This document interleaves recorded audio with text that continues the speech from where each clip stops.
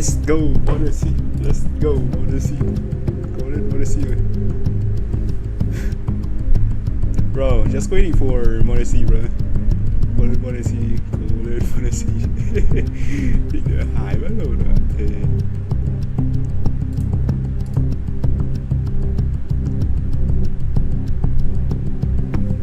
The fuck Odyssey xuống sân bay các em ơi.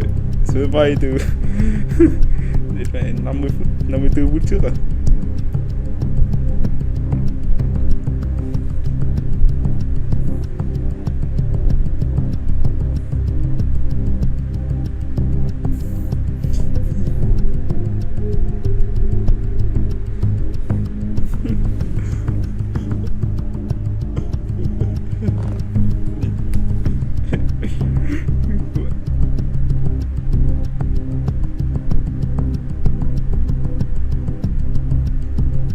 Bro, let Odyssey play, bruh.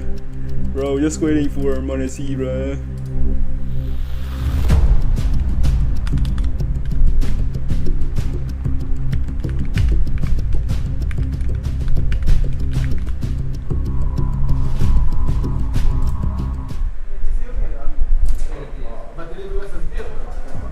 Going up against G2, we all have to show. I think it's important to us. The revenge is on the line. Zywoo is coming through. Can he get it? Of course! They have just beaten them in Dallas. They are a very strong team, very consistent as well. This isn't the guarantee. Oh, Nico!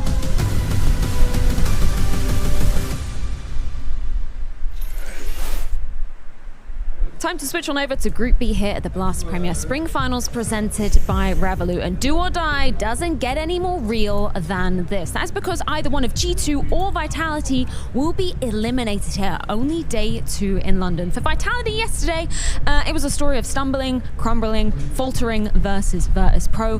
Whereas for G2, a much more complicated situation. Of course, m0NESY not arriving for day 1, Taz having to stand in. And against Spirit, sure, they did get one map, but then Spirit turned on and absolutely demolished them on maps 2 and 3. My name is Ferris Spears, joined here by Hawker to be guiding you through this evening's action. And we do have a little bit of an update. You see the arrivals here on screen. Taz is with the team, but m0NESY should be here intermittently. So there's a little bit of a delay on the game to see if he can make it in time, Hawker, and we're hoping so. There's like all sorts of rumors going around. Who knows when he's arriving? I heard that G2 hired Lewis Hamilton to get him here on time. Definitely not true. You know, all sorts going on. But yeah, we'll see if he makes it. I think it's going to be a fun series either way. He almost certainly makes it for the second map. We're basically sure of that. I've heard 9 past 5 was the time given to me, which is quite specific. But yeah, we'll see if he can get here any sooner. Years old, took a map off of the young guns of Spirit. Of course, it wasn't a series, but for Taz, an interesting situation to come into, particularly when it's the AWPer you're having to be replacing. We didn't see him picking up the big green, but what were your takeaways from seeing Taz back in the server, Hawker?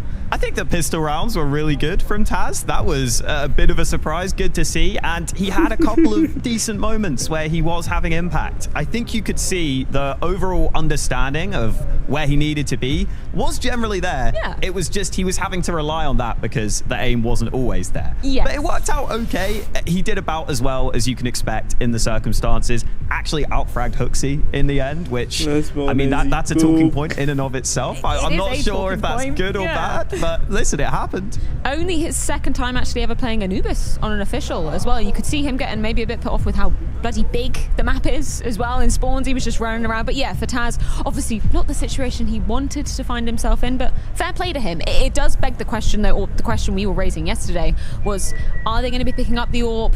Who's going to be wielding it? Are they just going to go with 5 rifles? They kind of threw it around a few people, right? Yeah, Taz picked it up at first, randomly on Dust 2. It honestly felt like he just did that for fun, almost. I don't know why he did that, because I've never seen it before. He was definitely the loudest talker, though. That's for sure. Like, he's interrupting me at this point. Honestly, the vibe check was immaculate. But what was your saying yesterday, Hawker? Vibes are temporary. Vibes are temporary, sadly. And as soon as the vibes were put off by those AWPs on Dust 2, it seemed to go wrong. It was wild hearing in the post-game as well. Hooksy almost seemed like he wasn't fully ready for Dust 2. He said he wasn't as prepared for it. He was like, maybe we should have thought about it more, because you kind of need an AWPer on Dust 2, and they clearly didn't have that. And And that was G2's pick, by the way, so I would have hoped they'd been kind of prepared coming into that one. It was kind of crazy. Obviously, Ancient was the first map. That was Spirit's pick, and that's where Nico was absolutely lighting things up, right? I think we were maybe, you know, gaslit a little bit if they could, you know, replicate that form coming into Dust 2. Then Spirit woke up, and then it was kind of the showing we wanted from Spirit from there on out, right? Yeah, they got there eventually, but Nico did have that incredible first map, and it basically felt like that's what had to be relied upon here. And it was also nice seeing Nico definitely wasn't trying to be too active in any of the calls. It really felt like it was still Hooksy in control. So he's not let that get to his head. He's not suddenly, you know, doing too much on the calling. He was basically sitting back and saying, okay, I will still be the star for now. He was on the first map, but couldn't carry them through. Well, we saw some stats from Nico, so let's hear from him, courtesy of James Banks. For you though, from Dallas you were playing really well. Obviously that was when you were leading. You continued this yesterday, right? Especially on the first map. Are you finally feeling like things are there for you individually, personally? Yeah, I'm definitely starting to feel better and better individually ever since like Pro League. I think I have started to develop my game and try to find myself more, and it's definitely what we need in order to win trophies. So I'm focusing on myself a lot and trying to help the team. And can I have a personal request to Nico for this game?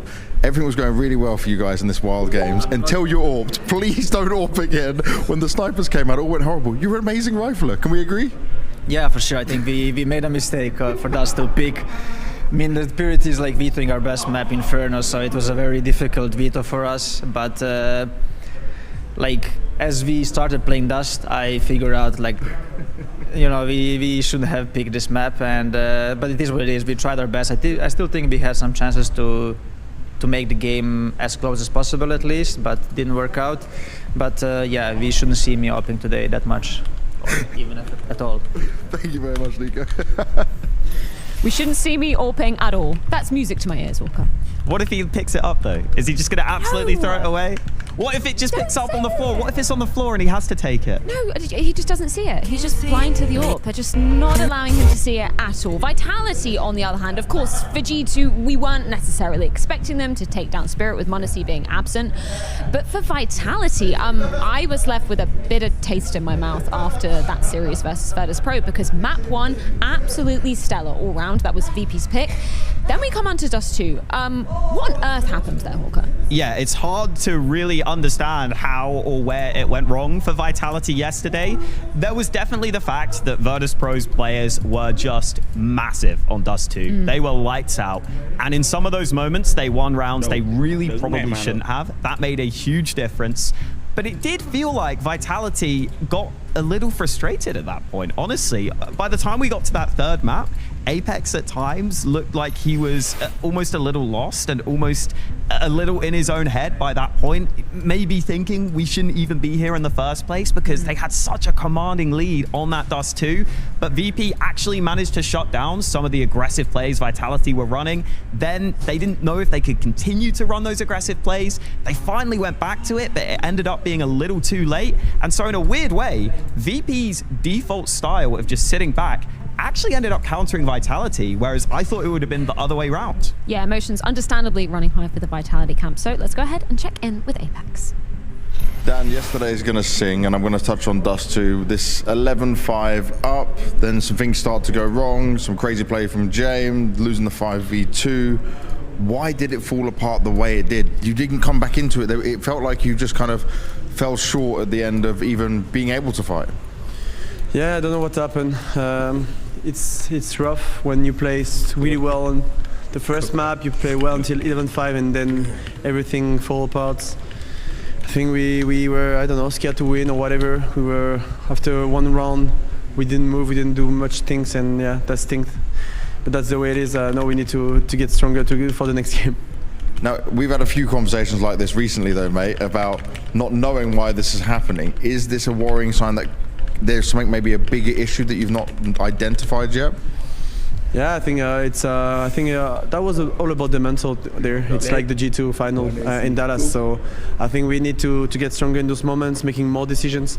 It's not like it's just that in those moments we make less decisions, we take less responsibilities in the round, and that creates like just playing 3-2 and playing scared. So that's what happened. We didn't play our game, and yeah, they played better. They deserved the win, and we didn't deserve to win yesterday. Now for today though, it's a strange situation. We still don't know if we're going to see you play against full G2 or not. You're waiting to see how it will go down.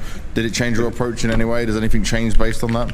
Of course, it's going to change a bit if m0NESY is there or not. As we said a lot, he's the best player of 2024 for now, and he's the upper, so it's a lot different when you play against him or not.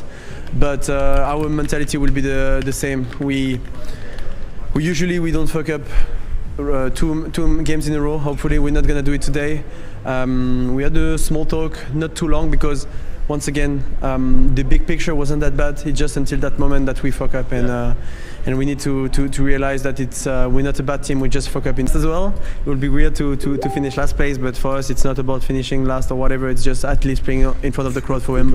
And today we're gonna give our best, because we all know that yesterday we fucked up. Okay, a few interesting things that I want to pull out of that interview. Number one, Apex obviously very aware that his performance, I mean, just individually yesterday, that was lackluster, right?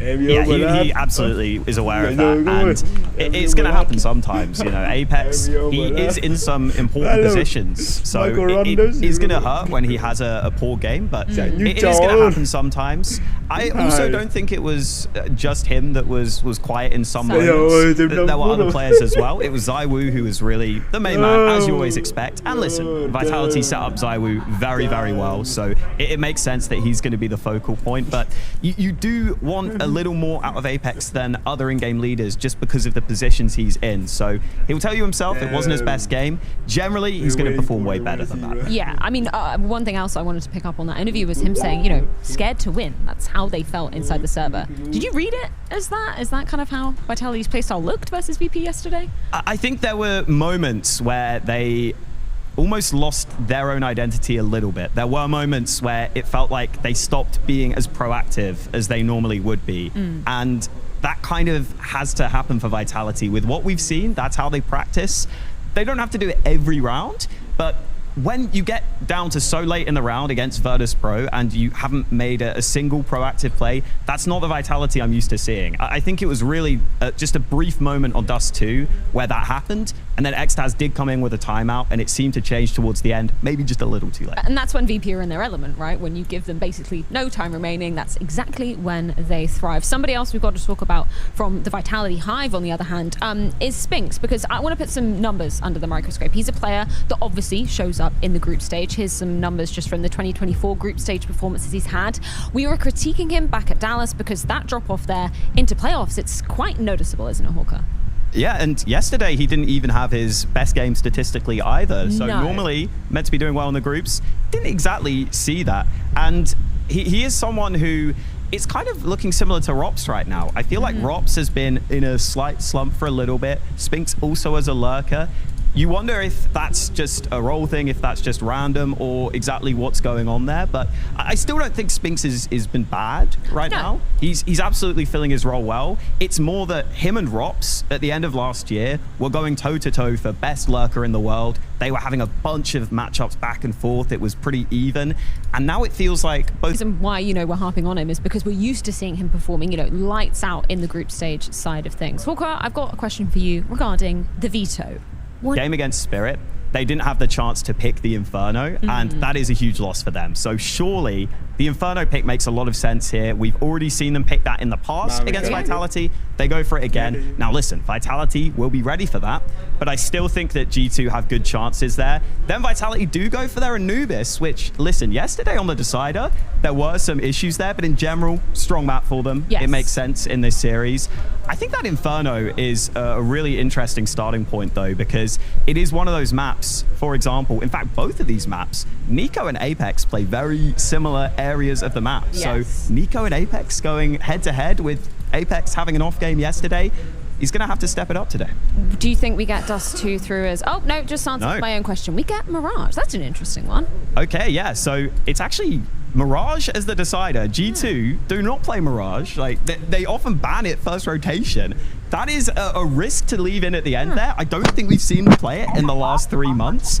I was expecting G2 to float the Dust too, because we figured Monacy would be back by then and there would be improvements to that. But no, instead they float the Mirage, and that could leave things in a really weird state in a series that's very important for both of these teams, elimination. I'm seeing a little bit of commotion over there. Maybe that's the arrival of a certain Star Orper. Who knows? We'll have to see what happens when we enter the server.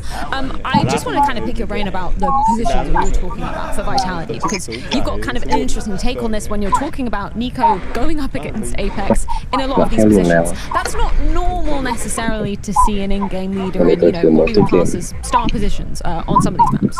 Yeah, it's mainly on the CT side that this is a factor, and the question for me is, it's not even necessarily about it being star positions. I almost wonder if it's Apex putting himself in just more central areas of the map. A lot of times it seems like playing Connector or Mirage, playing positions like that, where he's in the center of the action. Whereas you're used to seeing a lot of in-game leaders, say a Carrigan, he's just going to anchor a lot of bomb sites, because it's pretty easy to just try and buy time and buy time for the rotate in those positions. So it's an interesting position to be in, where you almost feel like Apex has to frag more than you'd expect, and you wonder if someone else on the team could do those positions better. You do wonder. I would, be putting Spinx's name up there, maybe Flamesy as well, because they're, players that we would classify as wanting to get a bit more aggressive, wanting to get a bit more down and dirty in the action. Do you foresee that as, obviously we've been speaking about potential of maybe Vitality making a change over the break. I don't know whether they're even considering that, but would you rather change people's positions rather than, switching out a player and getting somebody new in? The difference is, with how Vitality are playing right now, I understand a little more why Apex is in those central positions, because, for example, on Mirage, they will throw a lot of mid-aggression in their early rounds, and then Apex might go down in initial trades because he's in those traditional star positions, but they might play it a little differently.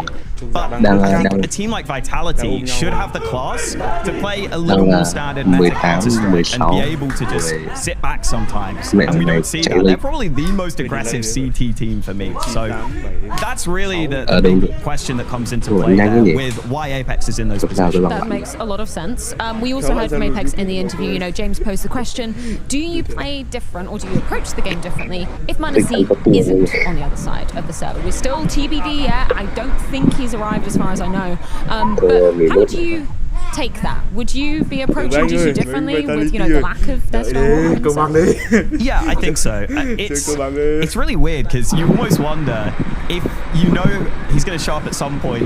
I guess you don't change the veto at all. Like, you don't go into certain maps in case Monacy's not going to be there, because you don't know if he's going to be there. Exactly, but you can get away with a lot more if G2 don't have an AWP, especially because we were saying yesterday they don't even have a secondary AWP that's reliable, and that makes a huge difference in what you can get away with. Maybe you can just actually walk into an angle and go contact, because normally you'd expect to have to flash at a long range angle. You might not have to do that. You might just say, screw it, I think we can walk this, and that just opens up your options tremendously.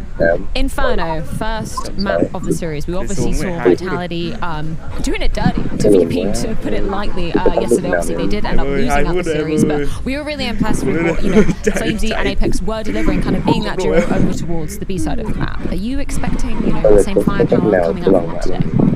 Honestly, probably not on this map, because we saw this be played at Dallas, and Flames was actually their lowest performer on CT side in that final, and he plays pretty aggressive on Banana. So going up against Nico, I think that's a huge area of the map to focus in on.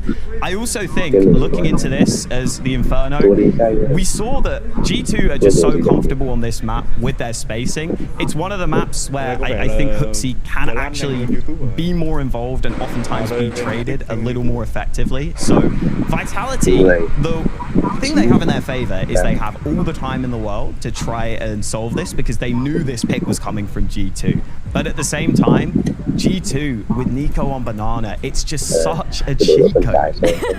So going head to head with Apex, this man on our screen, he's winning that duel, right? Yeah, that's just such an important area of the map. And I also think yesterday, Spinks wasn't even playing all that well. There's that rotator over from A in that A long position. Those are two of the pivotal positions where if you lose those spots, it opens up so much of the map. Well, we are waiting to hear whether m0NESY will be arriving. We hear that he is incoming shortly, but I don't know whether he's going to make it exactly in time. From the G2 side of things, obviously, they got their reps in versus Spirit yesterday with the less than ideal lineup. Do you think they change anything? Because obviously they're anticipating m0NESY to come. I heard that, you know, Taz had looked about m0NESY's config in his PC as well. How do you approach this again if you're G2, if you have to use your standard yet again? I just wonder, does that mean Taz is going to play on m0NESY's config? I imagine so. I don't know.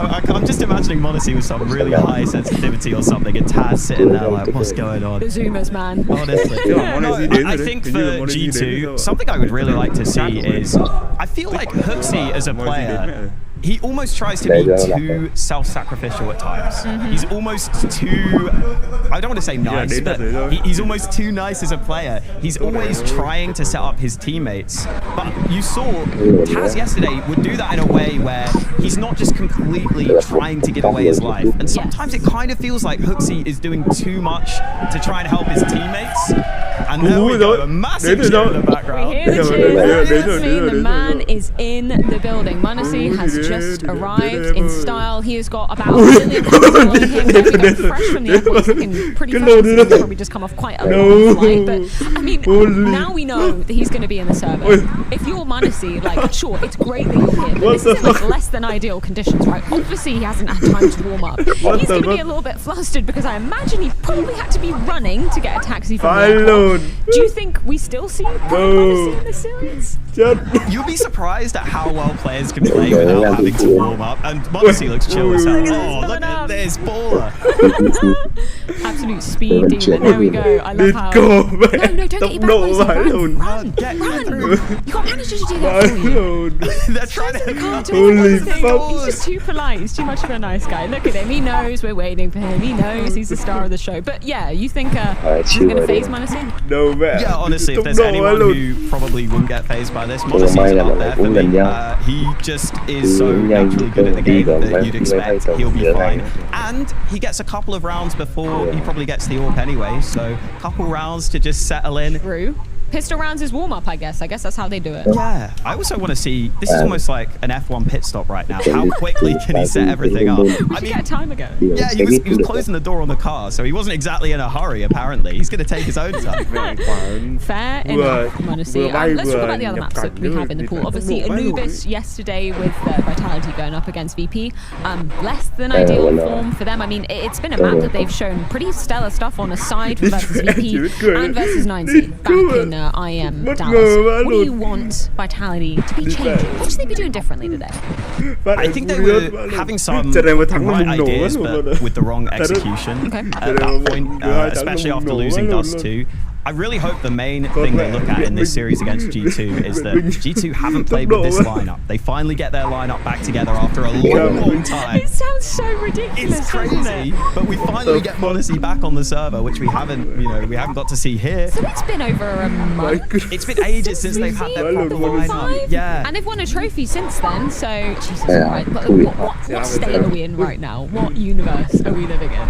Looking kind of swag as well. The hats on. Yeah, it's a really weird position. So for me, Vitality need to say, yesterday against VP, VP's default is where they try and win. They will just sit back and try and wait to see what's going to happen. They'll play reactively. So Vitality's aggression wouldn't always work. Here against G2, you have to be thinking the opposite. You have to be thinking that their coordination is not there. They haven't been able to play together as a 5 in so long.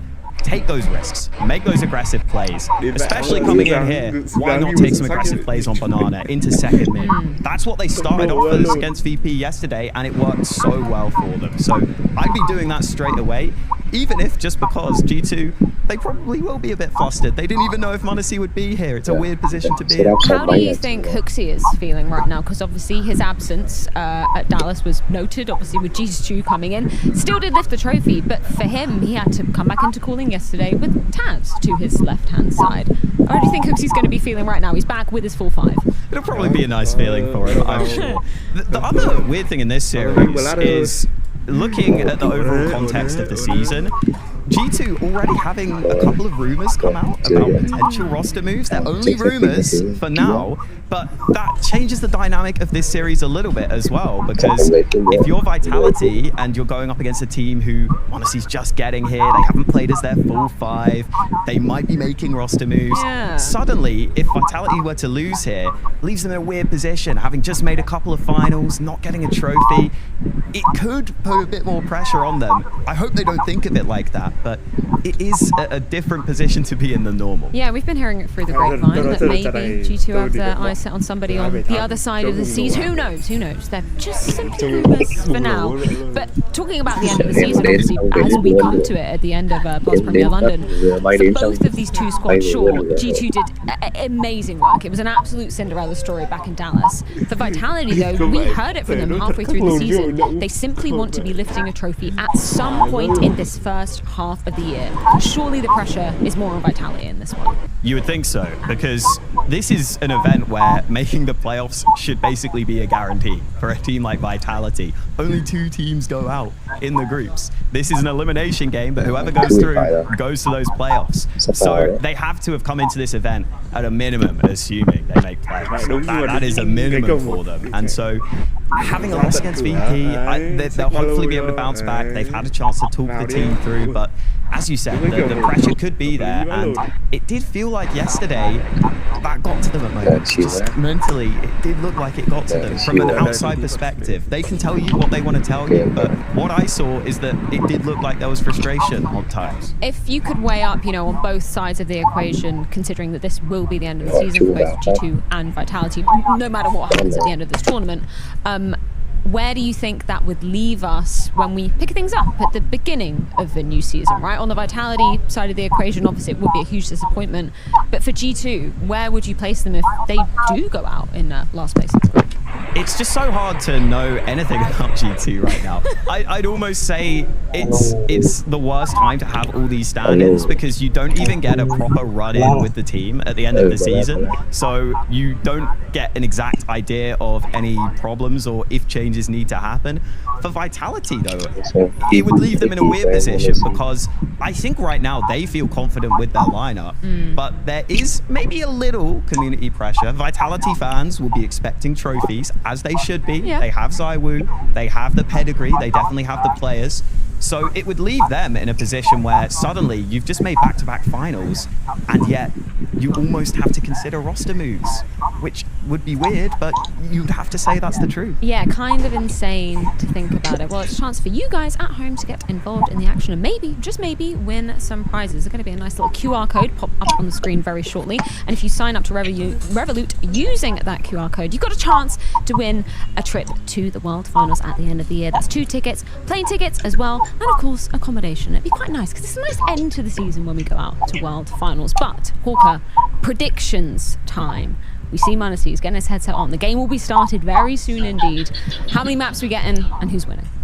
We go into G2's map pick first, which leaves them in a position where we just have to see if m0NESY can step up straight away, which is tough. I still think Inferno should be pretty damn close. Okay. Yes, I think that NiKo will probably dominate Banana, and I think that can be the difference here. As I said earlier, watch out for that Banana fight. Flames will often be going aggressive, but NiKo should be able to handle it. And if he handles that, I think that the good thing for G2 is he's so important for their Inferno that I think that having NiKo as a star on this map should be what they mainly look for. Okay, so G2 winning map number 1. Anubis, where are you standing on that? Vitality should have that. Yeah. As long as they go back to their CT aggression, their trademark play style, celebrations. Taz is the most relieved man in the world right now. Mirage, bit of a quirky one to end out on. If we get there, we've, you know, said it's kind of likely that we see both teams taking their own map picks. How on earth is that map going to play out? That's the weird one, because G2, in theory, you would think should be having good chances on Mirage. It feels like they should be a team where the individuals like a lot of that freedom. You want to see Nico taking risks and making plays. Monacy, I've definitely seen him with some clips on that map. It's just so weird that it hadn't been a map for G2 for so long, but listen, I would have to go with the pedigree of Vitality. I lean towards them, but this is a close one in a very important elimination game. It is indeed, and no matter what, we do have Monacy guaranteed inside the server at last. So it's time to throw it on over to Scrawny and Lourdes. Thank you, Freya. Thank you, Haka. Good things come to those who wait, they say. And, well, Blast waited.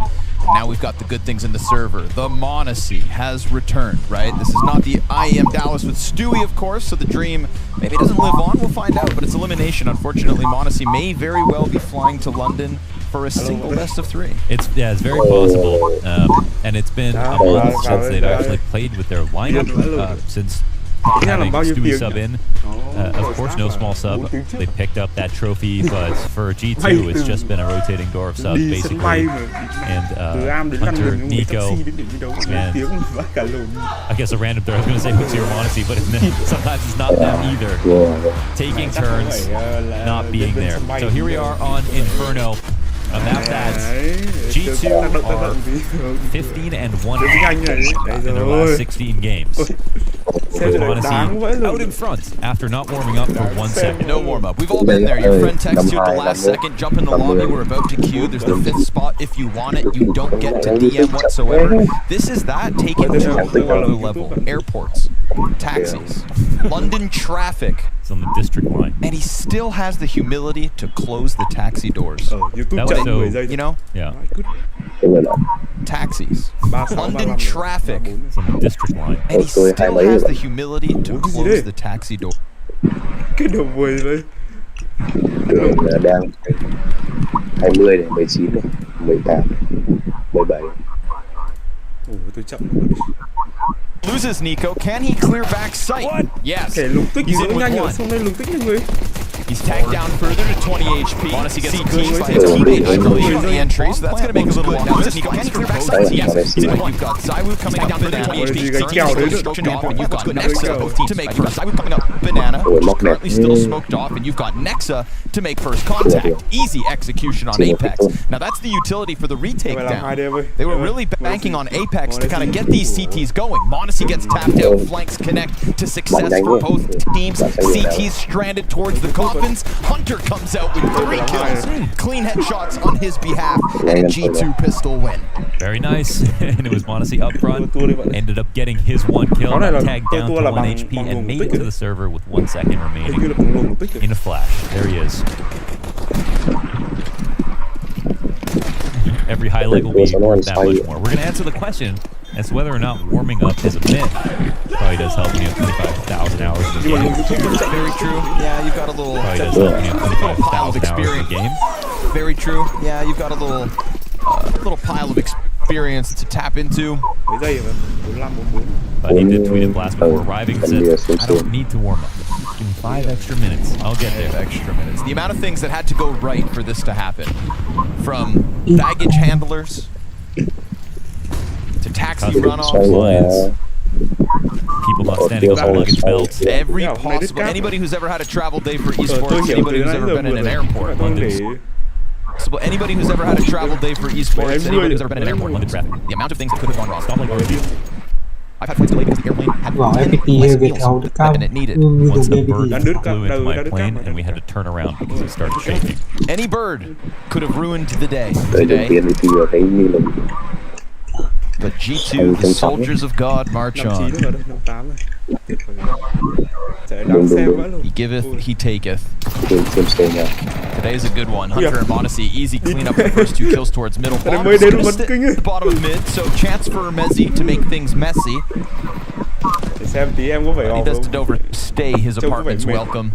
And all the while, Nico has kept some hooks and eyes on B. So he'll pull his team over. Yeah, Haka brought him up. It's such a cheat code to have Nico play on Banana, whether it's CT side or T side.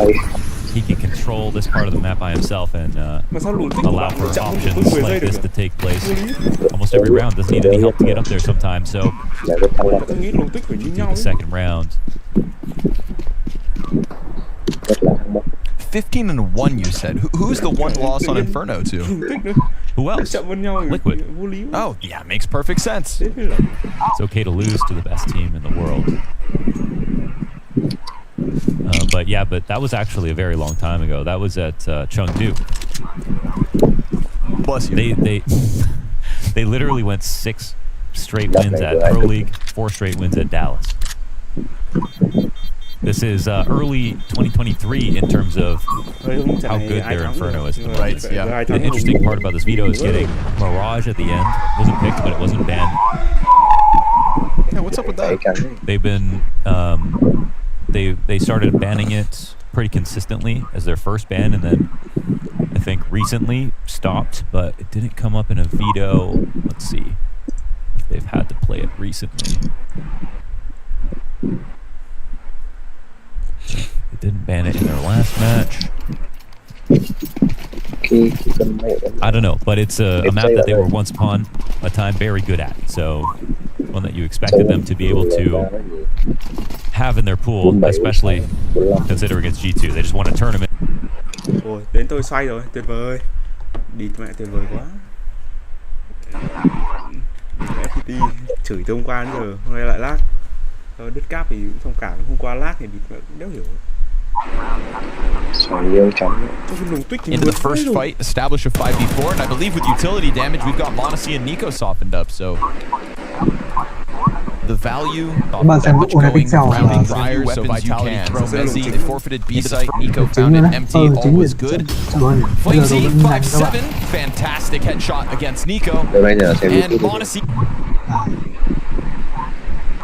very nicely grouped together there. The defenders able to make this one go down smooth so far. Didn't see any kill feed credit, but there was a good flash in there. Hooksy, Nexa, 2v5. Currently, 3 defenders inside the angle. One of them tagged up low, one of them above with that MP9. Nice Hooksy. Mac 10 to get it started. Okay. This is going to have to be the Hooksy onto base. And as the game goes dry, the P2K comes away. That's 3. A plant will be immaculate. Bomb picked back up with an AK upgrade to boot. Smoke still down on Moto's side. Plant should be secured, no nade. This is going to have to be the Hooksy ace. The silent execution. Was Spinks with the key frag on top of the balcony. Just one inside of the halls coming out. That could have made the difference here. But got a quote where he said, "I don't know what the fuck happened on Dust. What the fuck happened on Dust 2? And why we lost that matchup?" And obviously, when we watched it, there was a very special round where Electronic got this Galil 3K, and then they made this massive comeback versus Vitality. Up until that point, it could have been a 13-6 game for Vitality on Dust 2. So I just came from my report. Let's go. It's crazy. I hope I don't go back. Again, that'll be up to you. Not in the best circumstances, but let's hope we don't have to send Monacy back to the airport. Talk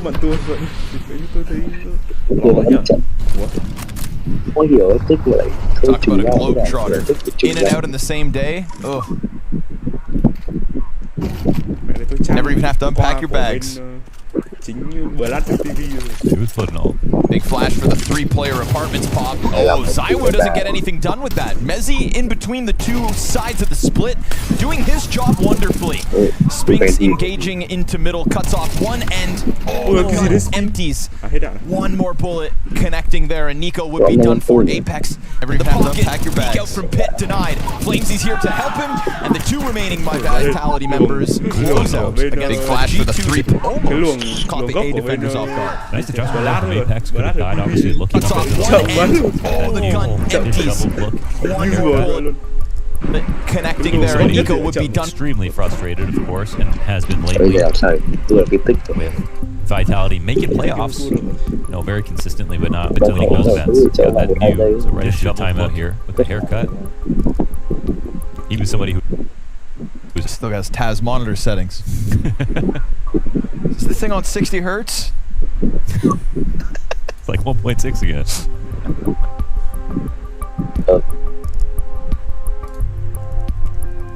was like would have been a good gag to have like the Taz nameplate on top of Monacy. Sure. Just rip it off.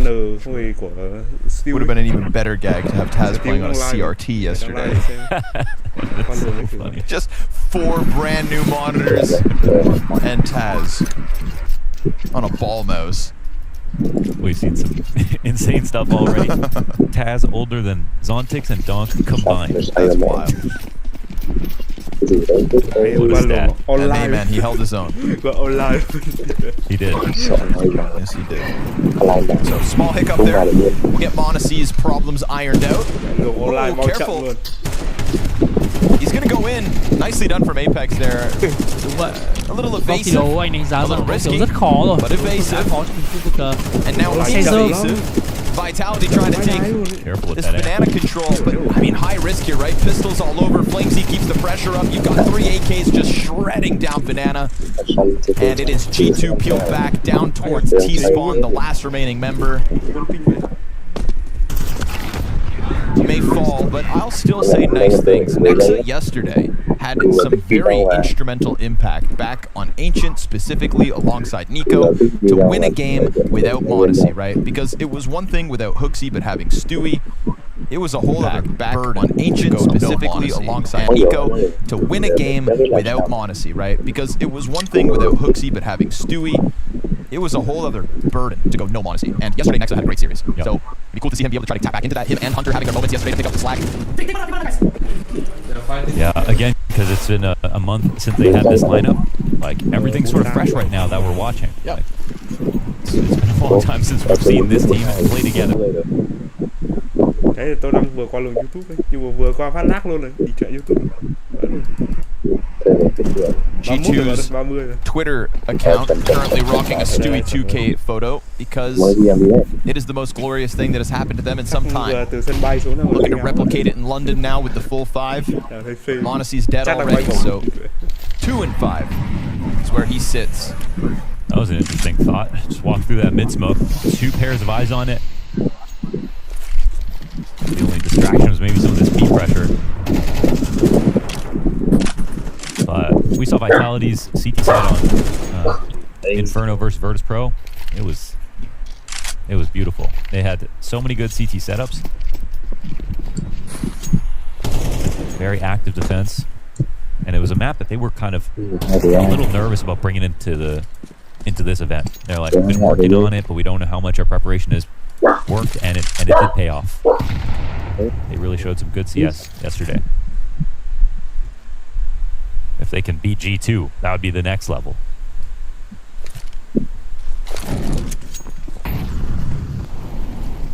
Molly's gonna burn out with still just enough time for G2 to get into this site. Flamesy, the smoke leaves him a spot. I mean, this is gonna catch them off guard for certain. You throw this smoke so you don't have to clear the ledge, and now Flamesy just guns down 2, drops in. Can't manage number 3, but the reload and the bomb plant's needed. Hunter on his own has to frag, and he knows it. It's dirty.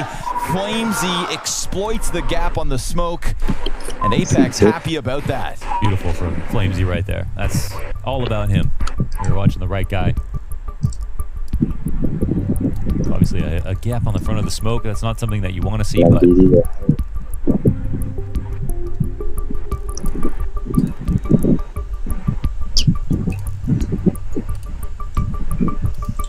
we saw Taz talking a lot yesterday since he could talk 100% of the time.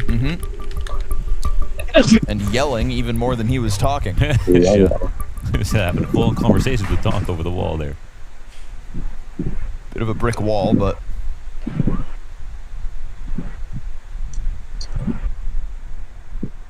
and it's not just beating, it's not just beating G2 on Inferno. It's specifically beating their T side. That would be the most impressive part about all of this.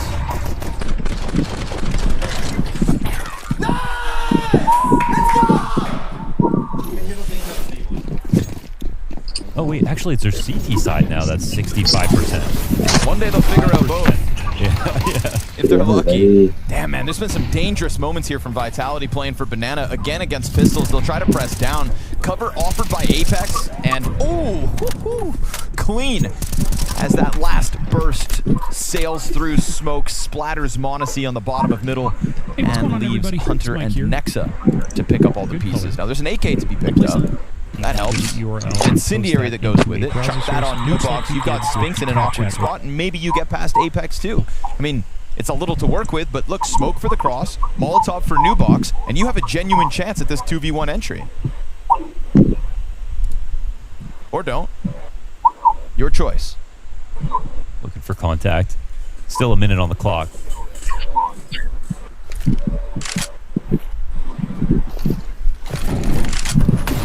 It works. Burns Spinks' utility. You've got him zoned back by Nubox. You could just creep up and spam him out of the corner at this point. They're looking for it. Apex tries to flash him out. They know they had him stranded, and Apex gets in to kill Nexa. He's locked. Hello, Gems. Oh man, how many frags is That was 4, I think. Big day already for Apex. If not the ace. Did he get all 5 there? I don't know. We'll go back in game. Player to chase through smoke, player to chase on half wall, 2 players through smoke, Nexa in the corner of the site, and the 5th frag. Wow. That's an ace. Bet. 9 and 3 here for Apex. Oh, Spink got the first kill. God damn it. That's an ace. Can't see aces when they happen, call aces when they don't. We'll get there. We'll get there.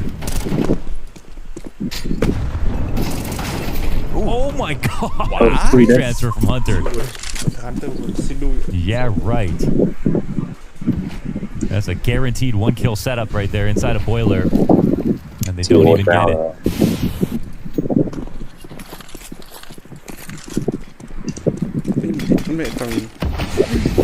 They're going to waste no time now. Apex coming through the flash? Really? Okay. Is it going to work? Spray gets a little far.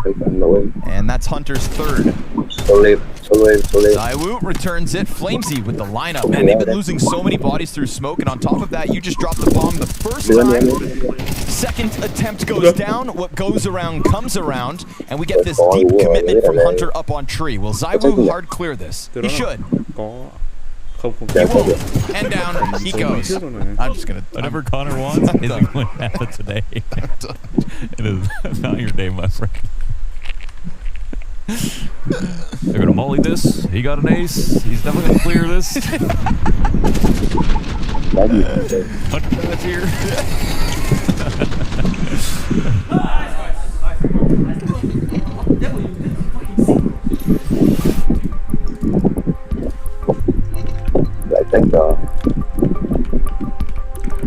We did predict Monacy would make it. That's true. Yeah. And that has indeed happened.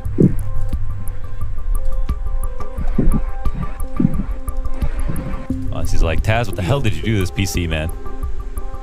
How'd you get any frags on this settings?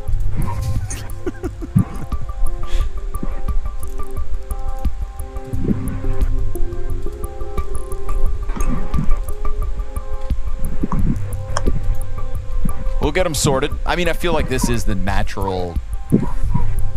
It's the natural effect of having literally 30 seconds to sit down and jump into the game. Of course you're set. I definitely envisioned this. I knew this was going to happen. And it'll happen maybe a couple more times, and then we'll be all good. Notice Taz get a little closer and be like, no, don't turn that off. Yeah, trust me, you want that on, dude. I've been playing for a long time, okay? No, dude. Preset quality max, man. He's also 2 times older than Monacy. Okay, damn. I think. Monacy's still 18, right? I don't know. I can't Getting keep up there now. Can't keep up with these whippersnappers.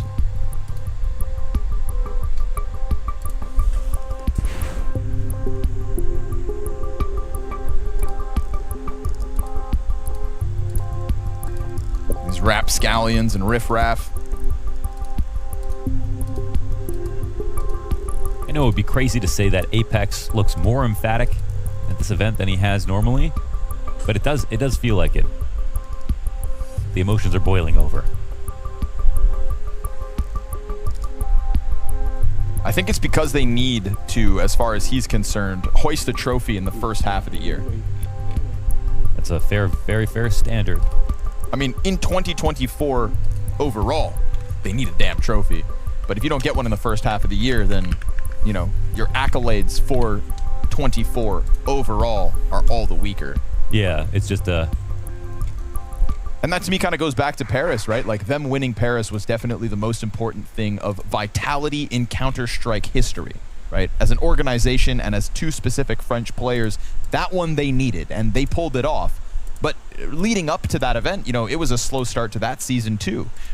Great peak, great moment. Nobody can take that back. Well, ZywOo, phenomenal ratings, but yeah. I mean... But they had the Rio win.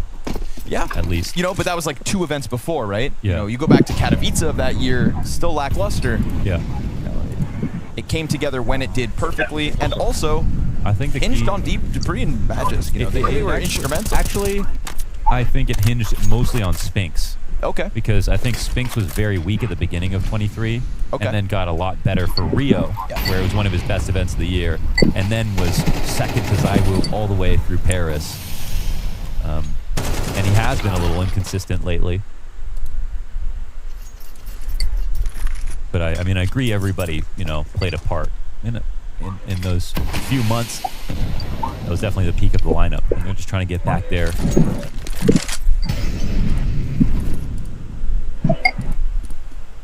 Apex. You know, we said this was kind of the cheat code to Banana was going to be Nico, but Apex is 11-4 and playing the other half of it. So thus far on this CT side, he's been doing an excellent job of keeping them at bay on Banana. He is very well supported here as he puts down another smoke. They spam into him. He dives back towards Oranges. The chase comes out from Monacy. Denial on behalf of Spinks. And one player does creep into the CT cross, but the rest of the team is dead and the bomb's down on pit. So Hunter's position, you'd think, could be figured out, but nobody seems to have turned around just yet, while Coffins is still smoked. Surely they'll think about it now. Apex considering the possibility, slides up along the wall, confirms Hunter and tags him to 28. Nade a little too deep. Apex hangs on for dear life, and ZywOo keeps him standing. Vitality with a total closure of Banana yet again. Yeah, and Apex as an individual had a really bad series versus Virtus Pro, so like the team thing was one element. He was definitely looking a little frustrated, but as an individual, he's been getting better for sure, and so that was quite an off day for him. They handled it really well. I mean, G2 came flying through a smoke here. Vitality had 3 people ready for this. They had the perfect counter flash. Spinks kind of wove himself into that engagement so well.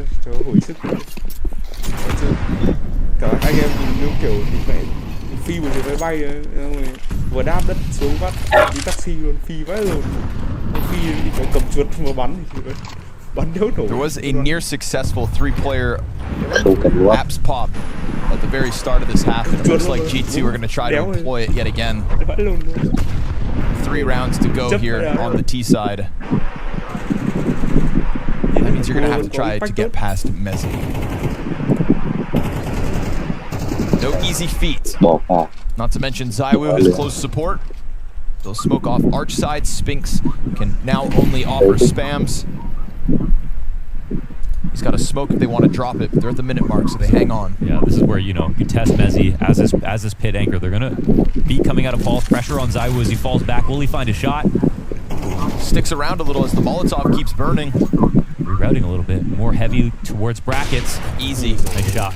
And Mezzi goes deep, finds Tom. That's big. ZywOo going back at it. Nico takes the head off. 35 to the clock, and Hunter's going to have to deal with 2. Up close, he falls. Mezzi slides out and sees nobody else up in apps. It's a reroute from Boiler on Nexus half, and everybody hits the ground with nothing. Outgunned at every turn there. Nicely done. Great shot in from ZywOo, but most importantly, it's Mezzi there from the pit. 2 kills as he gets up into the halls, finds the bomb. That already throws everything into disarray.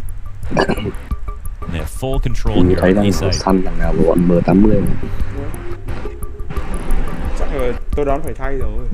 The one thing that made G2's Inferno so strong back at Blast World Final 22 into Katowice 23 into that whole period where they had a map streak was the fact that they figured out they could take Banana, They could execute into the B site. If they got car control, it didn't matter if they fought brackets at all. You know, throughout an entire half, they were pulling out so many rounds. So again, it's flipped over in CS2. Their CT side is looking like it's way stronger than ever before.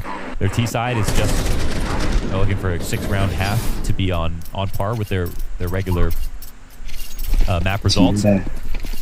But the equation has changed a little bit now. It's not just about how many times can we take banana control and execute on the B side. 5-1 em rồi. Tầm này không làm 5 thì khó lắm. Và phải lấy nắp với cỏ từ 2 rồi. Cho nó đi sai luôn. Các bạn thằng one more gun round to follow. Gonna have to do it with the pistols and the nades here in the 11. Smoke for Spinks early. I'll get that utility response they're fishing for. It's a shame we don't even really get to see them flood out from balcony last round, right? Mezzi kind of interrupts the process with the risky swing in. Yeah, the map was so quiet. You know, they kind of just put it together. And also, you had 3 players in apps just maybe 20 seconds earlier, but Mezzi finds Hooksy alone with the bomb. So that pack of players I thought they were going to try to bank on don't actually end up getting a chance to hit. This time will be different. Spinks about to be tested by 2, and he hangs on. A good amount of damage out of him. Zywoo's going to flash for himself. That interrupts, and he clips Hunter just as he tried to get back towards mid. Immediate reroute. 3 players on short. Reposition. Mezzi into Grave Stairs instead. Stands out in the open. Cleans up 2. Nicely done on his behalf. And Zywoo locked in, honed in, and holding on as his support comes through smoke. Inspected by Monacy, but delayed ever slightly. And Apex will finish it off. Nicely done from Vitality, surviving the half-side test. 100%. It's another, and the other story, of course, we talk so much about Monacy barely making it into the server today, but this is also about Mezzi making it into the arena to play in front of his home crowd. This event means so much to him. And I think when that, you know, we had that 9 match where Glaive beat Astralis, and we heard from the Polish guys, they wanted it for Glaive so much to be able to win that match. I can imagine the same energy is on Vitality right now when it comes to Mezzi on home soil, especially after the Dallas performance that he had. Zywoo up over the half wall. Bumps his head. A little adamant about hitting that.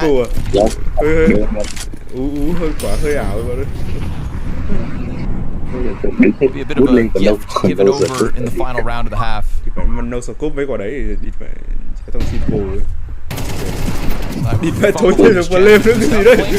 They almost line up for him. They almost get a team kill to finish the job. And Apex, the heaviest hitter of banana throughout this half. What a half. Will be trying to go at it yet again. Monacy posted and successful. That's Apex drop. Frees up Spinks and Mezzi to move freely as they choose. B-site to be sniffed out here from G2 makes total sense. Vitality just waiting for the utility to confirm the commitment. Do they think they'll fake? Yeah, oh my god. They do think that Vitality would have rotated over to the other site. This would be a rare site for G2 to sort of pick the wrong place to end when they're up players. This doesn't happen to them very often. See if Vitality can take advantage of the situation or not.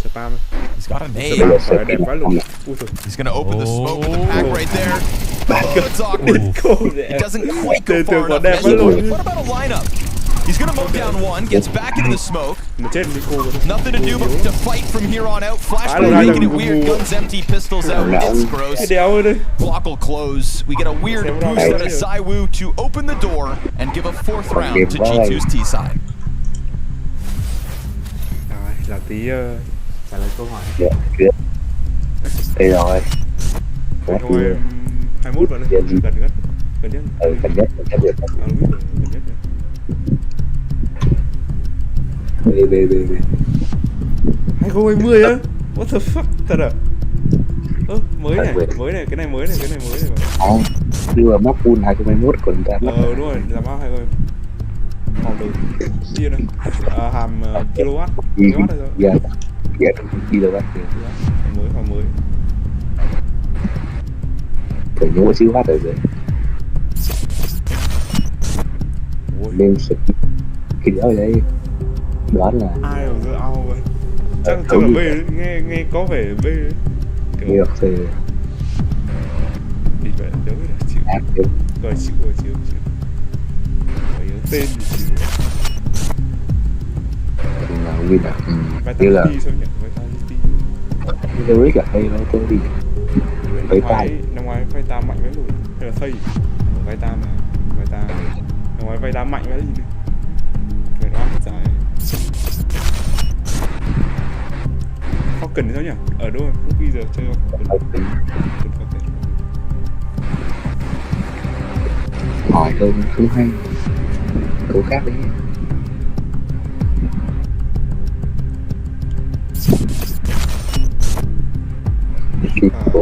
Gpro chơi từ cuối năm 23 rồi. À đâu, sâu down 24 chứ? Sâu down 24. Đâu. Sâu down 24. 18 là mới đây. Apple là 18 là mới đây. 8 thôi. Macbook là 8.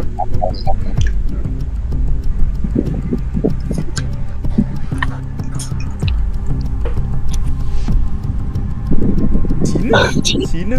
Có bắp gì nhỉ? Sao lại 9 được nhỉ? Đây là nước vòi liệt lại vào đây. Em vào V-Red rồi. Chắc chắn là V-Red rồi.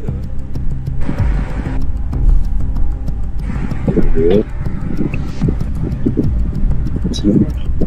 Tôi nhớ là trong phần fanfic có 8 á. Nico bao nhiêu nhỉ? 98 rồi bạn. Nico 98. Cao 27. Chắc 27.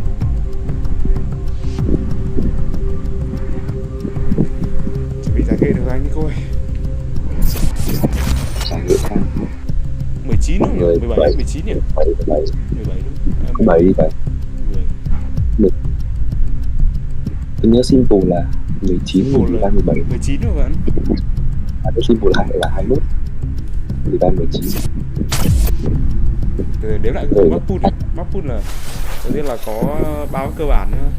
Xong rồi là 3 này. Off the airplane and into the frying pan. Tough stuff for Monacy and G2 in the face of a hot-handed Apex, baby. Apex top in the charts with a 15 and 5 half, 129 ADR on the CT side of Inferno in a map that G2 simply doesn't lose, and in a map where Nico controls Banana against the greatest. Yes. Apex steps up to the challenge. Apex amazing half. This would be such a hard game to call in favor of Vitality. The biggest argument for it would be the conversation that they had practiced it a lot coming into the event, and the proof that they destroyed Virtus Pro yesterday and did look that good. Now they're translating that into a win versus the best Inferno team in the world at the moment, and there's a chance that they hand them their second loss today this year. But they'll have to get through the CT side, and they'll have to hope that Monacy didn't spend that extra 3 minutes getting a little bit more warmed up. Monacy's consistency throughout the year has been so unquestionable that never has he had to literally step into the server with no warm-up. From the plane, to the gate, to the taxi, to the black light gaming chair, and into the waiting hands of Apex and Co. Nico's done waiting, takes it to bottom middle. Gets a little messy there from Apex. Could have been a free frag. Things could still go swimmingly towards spawn. Sure enough, Hooksy caught out. And with that, V-Site should be good. Hunter has to double back frantically. Even if they don't commit, he has to go back. Now we've got Nico T-spawn. So interesting. It does give him options to go back towards the A side if he wants to, instead of getting stuck on Banana. And it's coming back this way. There's Monacy's field. Shot, keeps his head down, hanging on for dear life, no sir. Spinks in flames, able to clear sight, and with it, it's the Kovac on the clutch. Switching to Kovac mode. 2v4. Spinks on the hut. Oh, nearly saw him. Is Nico going to reverse clear this though? Noise here.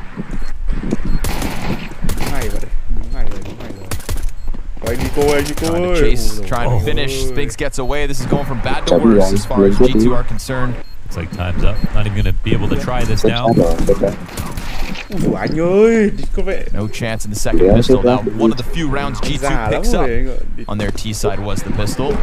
And despite their great CT sides as of late, correct? Yeah, their CT sides. I mean, it's very strong stats. 65% over 60 maps. Taking the longer route today. áo áo vàng trông kiểu đéo đấy nhở, trông đéo There's liên still quan. definitely a world where this gets close, even if they have very good chances. So Vitality got to stay extremely sharp. I mean, this would be big. Vitality have had some problems right now. Recently, the map will, you know, openly in Dallas getting upset about having to play Vertigo with the changes, having to think about the changes that have taken place towards the end of the season. Of course, even though everyone's had the same problems, it affects everyone differently, depending on what your bans were before, what you were good at before.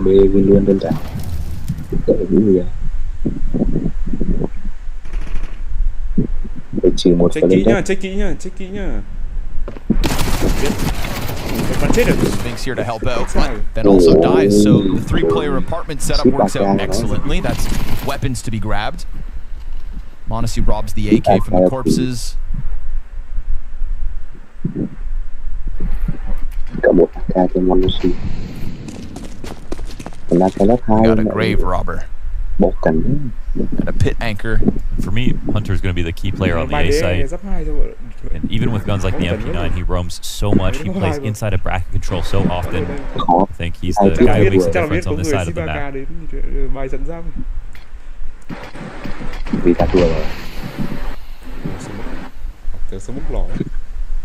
This would be your moment, m0NESY. Oh, that's not going to make his job any easier. Frag grenade and the molly and a beautiful jiggle out of m0NESY. Pit player will connect, but it's a little too little. Zywoo's cleared out the rest of the site. Bomb is here to go down. And with m0NESY locking into the pit as a T, let's see what Nico can piece together. Deagle in hand. We've all seen these before. How about one more? This graveyard reposition puts Zywoo into the open, so he slides out. Oh, there it is. Took 2 shots. He's not reading it. m0NESY's back's turned. Yeah, exactly. Looks the wrong direction, thinks maybe it's in the corner, but a locked-in anchor serves it up, and it's Vitality to convert. Yeah, nice one from m0NESY. Another clutch on this map. Another good exec out of Vitality, and they make this game as hard as possible now.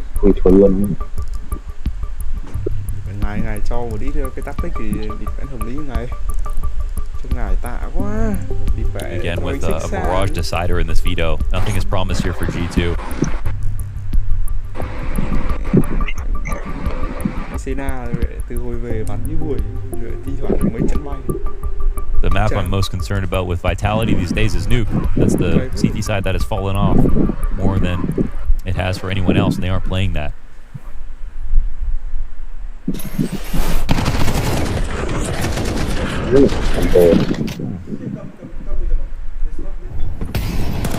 Definitely accept Taz's reaction to losing the players in apartments, but the round still recovered nonetheless. Felt sketchy for a moment there.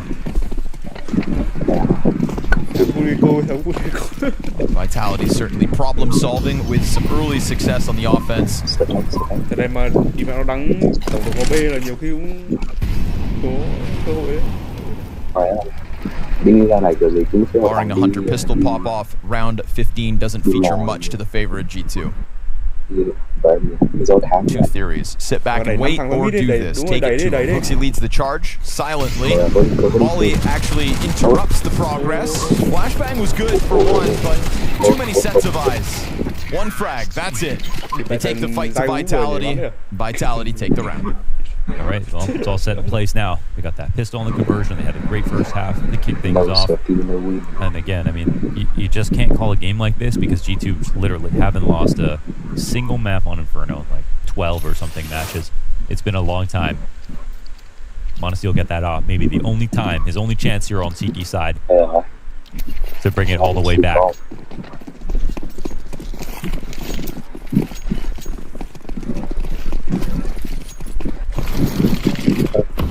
How are you supposed to deal with Apex when he's this good? Mẹ chưa gì mất nửa cây mày. Fire at their feet. Nếp một nửa. Zaiwu tagged down significantly. Making Zaiwu đéo chơi game rồi. I was gonna say, you know, no surprise at all. They're up to just these wild antics. Hooksy jumping around on the half wall. And Hoka had a valid point about that in the pregame. You know, sometimes Hooksy getting a little too risky for some's liking. And that, I feel like, is one of those moments where, like, you can't even fall back behind coffins because they're up in your grill. So he goes down first in this one. Missed off shot from Monacy, not ideal. And running out of runway. So Nexus gonna have to go above and beyond. No sir, no chance. An entire pack of Vitality players comes flying up short. Hunter will do his damnedest, but it's a one and done from him as well. And slightly off the mark here. We've got to say it. Rough map for Monacy, sitting on 5 kills at the moment. Yeah, I mean, it's there's not really anyone in the server except for Hunter for G2 here, so this is some good rounds out of him, but not much support out of that.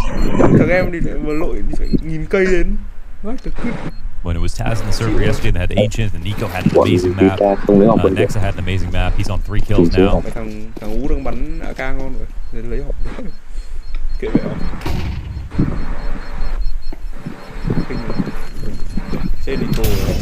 Vitality set this game up for the perfect fast close. They don't even have to see CT side. They crush the first rifle round. They get you back on a force. One flick from Monacy, it misses, and maybe we don't see it at all here on Inferno. Unfortunately, in a sea of consistency, we haven't seen an individual map performance this poor from Monacy since G2 lost to M80 back at Pro League. He went 6-13 on Ancient. That's why they want bulbs. So who they picking up for Vitality? Well, it has to be. You would assume it has to be Hooksy because Malbs is in an anchor, right? No, I mean, if Malbs gets picked up by beating them, and Vitality win now, who are they sniping? From Vitality. Sorry, what's the question? Who are they picking up from who? M80 wins, they buy Malbs. Yeah. Vitality wins, they buy Zaiwu? Okay. Okay. Okay. Yeah, that's who I would buy personally. Shocker. When he was no object. Final attempt. Famas. MP9's fast play from Monacy, just trying to get the game going, and he just gets splattered by Spinks. So not half bad. Nico, can you hang on? The climb up from Mezzi just slips by. 1 health there for Mezzi to make the difference.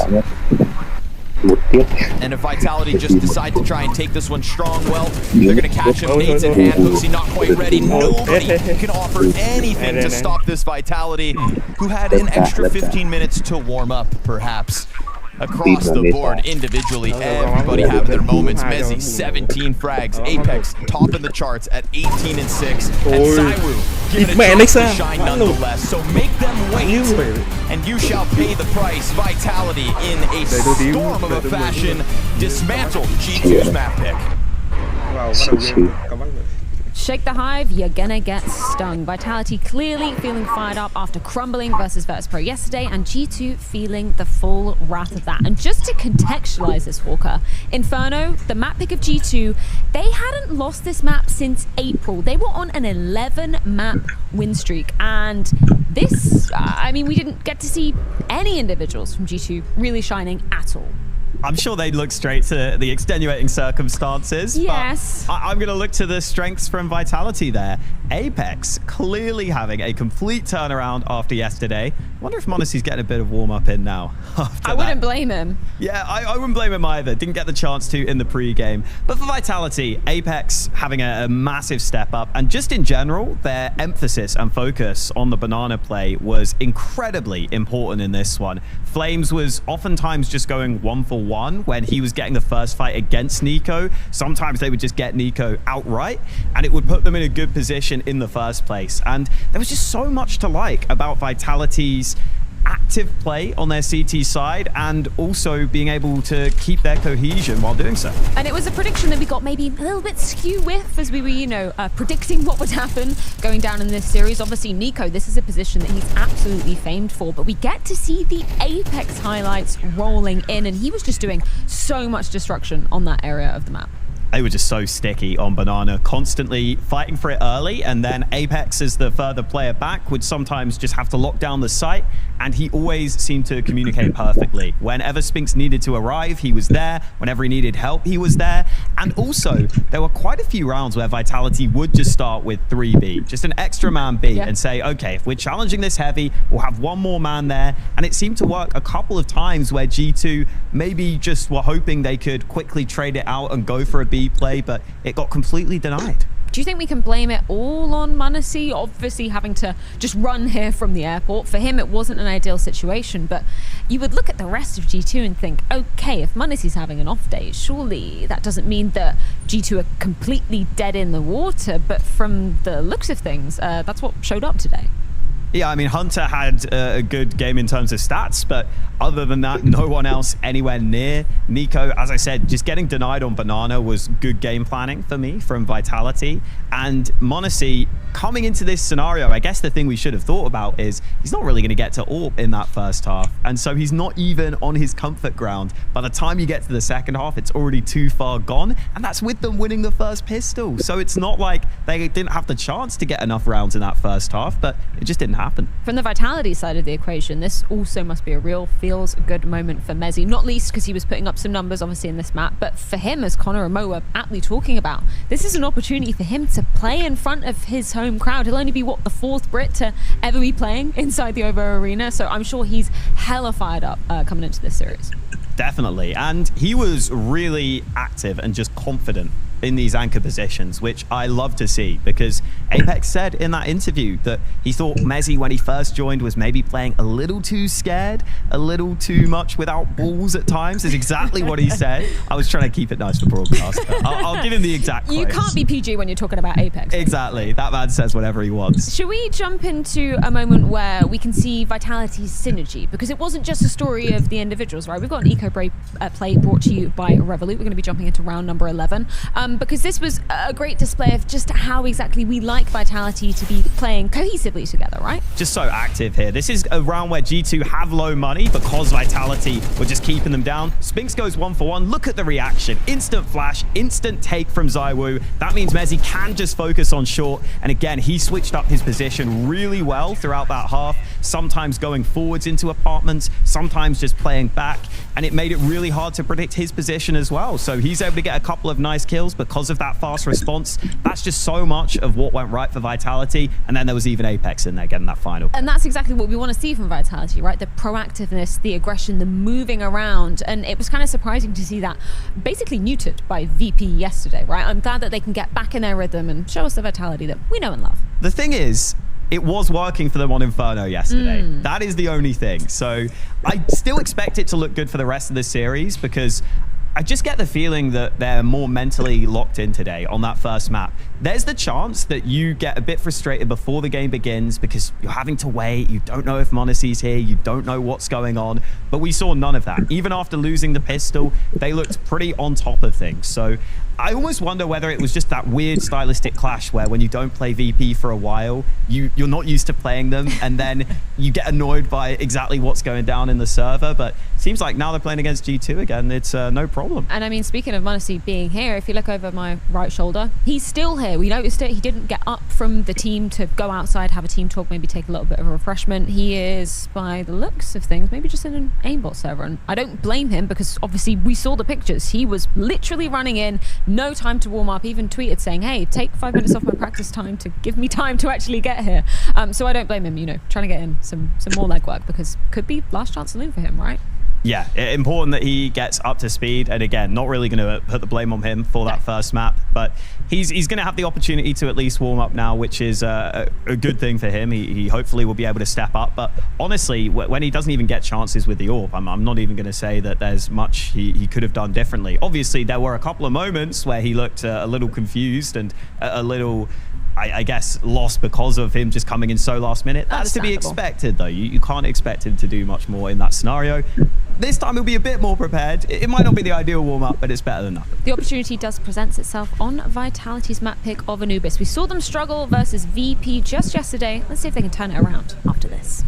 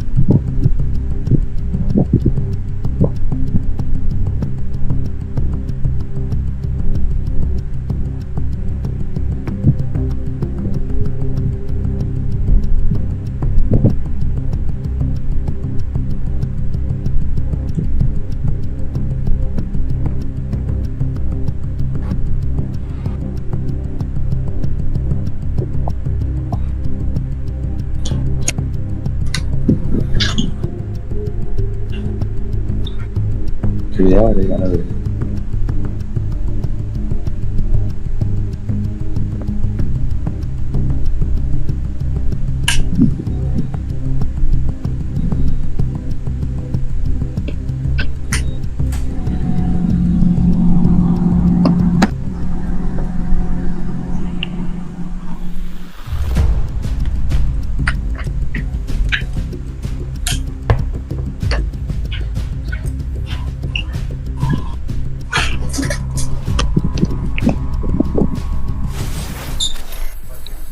Mọi người đi đây.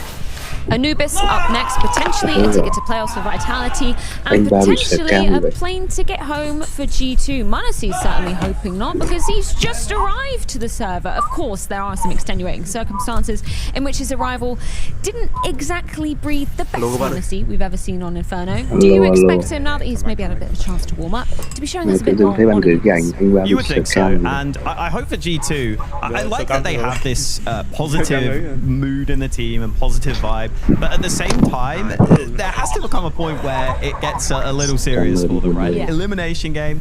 I think this is the map where, even though it's, you know, Vitality's pick coming into this, they've played it really close against Vitality before, and it seems like G2, oftentimes when I hear them talk about vetoes, they seem to put a lot of time into thinking about what their opponents are going to pick and how they can counter it. They seem to really focus on anti-stratting their opponent's map. So maybe they can come through, and maybe they have got something up their sleeve here. They've played it a hell of a lot of times in the past 3 months, 14 to be exact, but the results are quite 50-50 for them. 7 wins, 7 losses. What do you think they need to do to be countering Vitality? Because we saw VP doing it just yesterday. Do you think they're maybe watching that game and taking some leads out of VP's book? The tough thing is, you would assume that maybe they could try and do that, but then it just seems like such a different way that VP play. And the thing I find with G2 is that sometimes if there's an initial trade in a round, I actually feel like they can struggle to come up with a plan B, whereas VP are so good at pushing and pulling across the map. That's kind of what they live and die off. So I don't know if they can actually take too much from that VP game. The other reason is because I do think Vitality were a little frustrated in that game, and it seemed like their coordination was off, whereas I don't expect that here. Yeah, understandably so. The only scratches they'd had on their record prior to this on Anubis was to 9Z back at Dallas, and that was a seeding game. It didn't really mean too much for Vitality going into the playoffs of Dallas.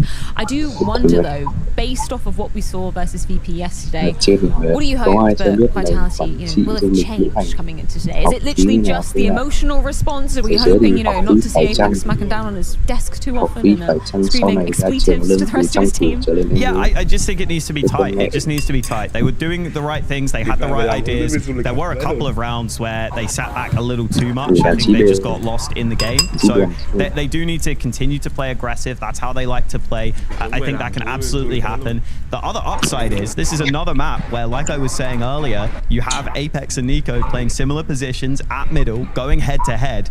G2 might have come into this thinking to themselves, okay, that's our anti-strat. Maybe we can try and exploit Apex mid. Maybe we can try and get some splits going. Well, if that was their idea, I don't think it's going to work, because we saw on that first map, Apex playing lights out. He was an absolute beast. This smelled like a 2-0 for your money, Hawker? I think it has to. G2, they can compete on this map, and it's just a question of how much time have they been able to put in since Dallas, but even then, things might have changed since Dallas for G2, so I don't even know how much you can read into that, really. Well, Mezzy within touching distance of playing in front of the home crowd. Scrawny, Launders, is it going to happen on Anubis?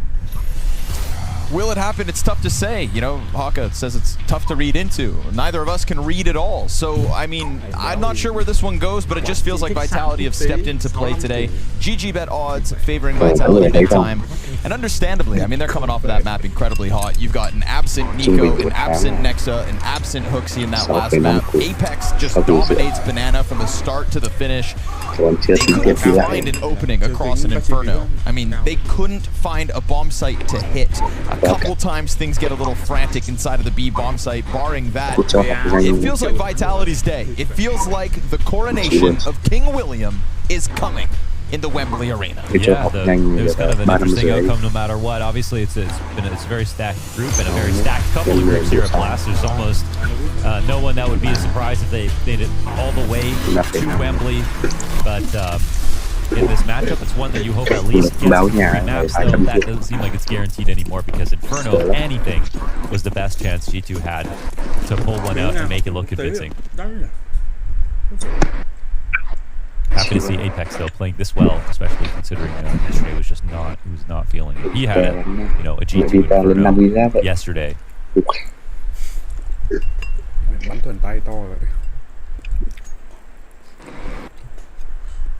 Creepy crawly pistol round. Mezzy's gonna take a little peek outside B.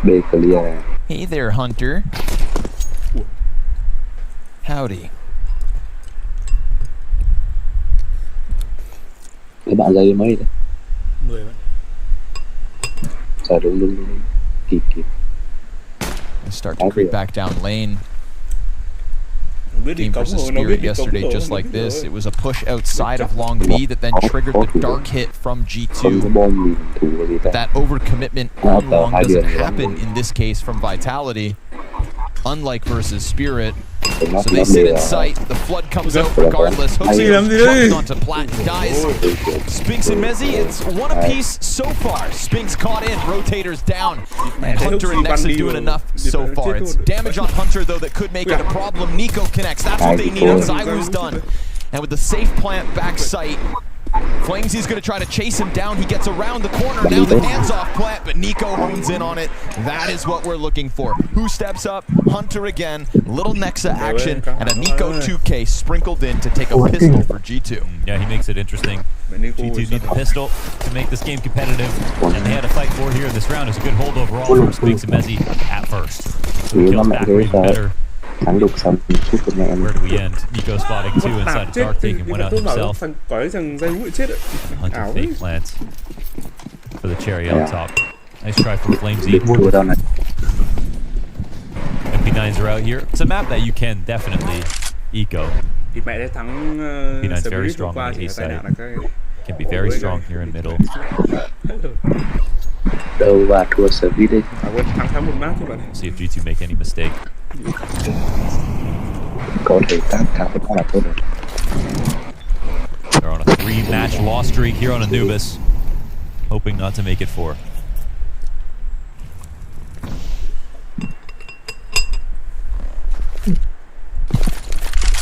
For me, it's all eyes on Flamesy as Anubis goes on.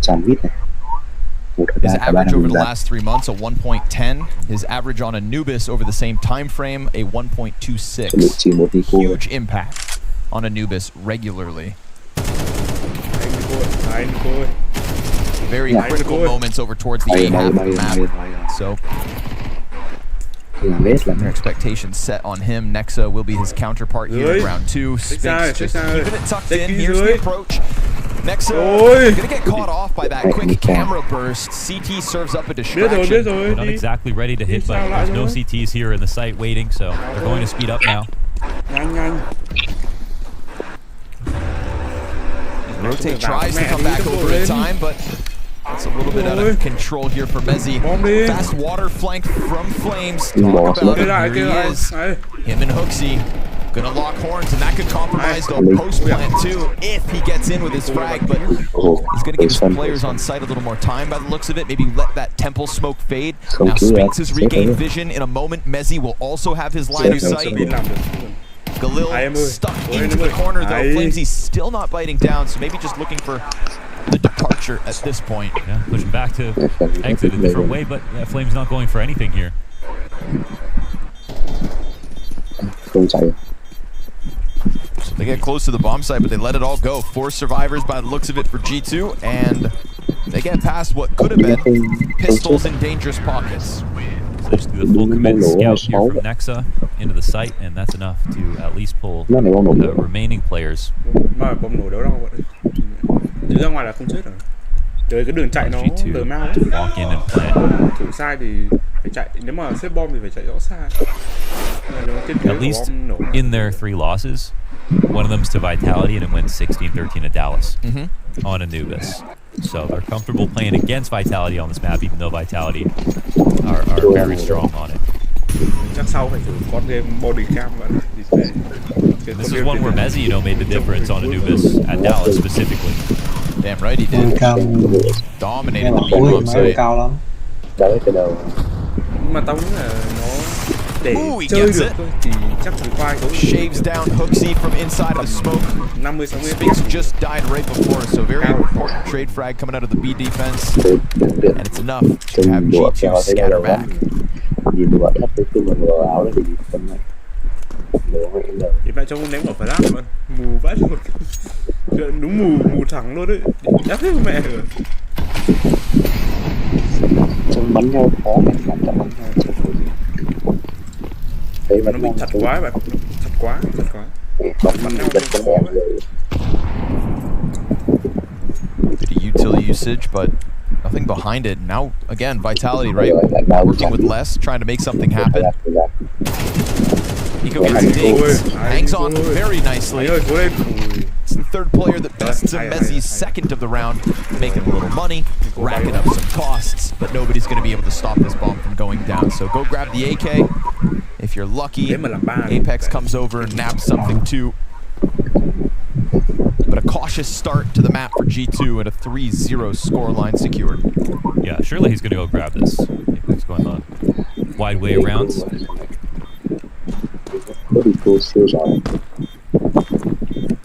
Mezzi not being shy to let them know he's near. Keep him close to the bomb, we'll see what can happen.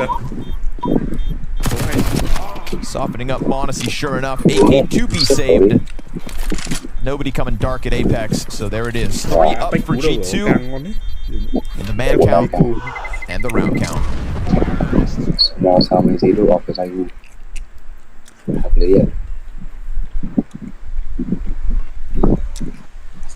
If we get the Mirage, this game gets so interesting, because yeah, that's the unlikely map to come up in this veto, and something I think everybody wants to see.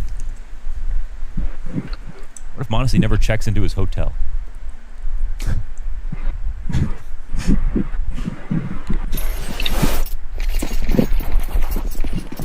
only here for a day. Did he even need a visa?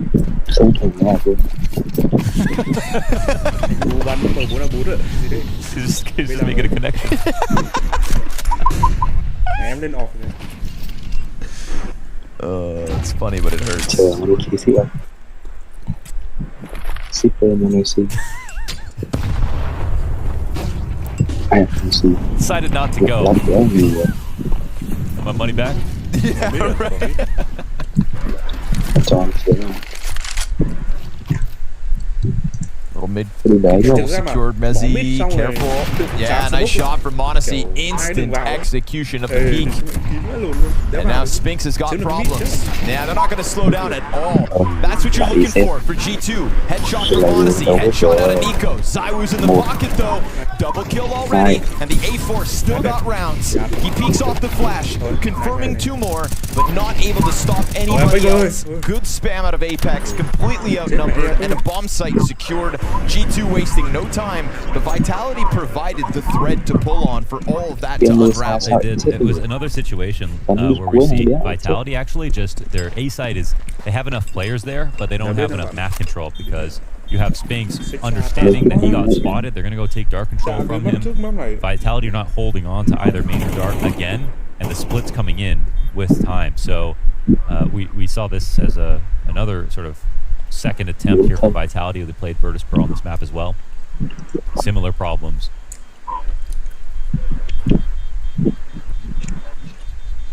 And they did lose yesterday. Terrorists. Gáy rồi. Yesterday, of course, they were completely dismantled by Shiro. Man, G2, yeah. Did he ever have a fire lit under him after that first map loss?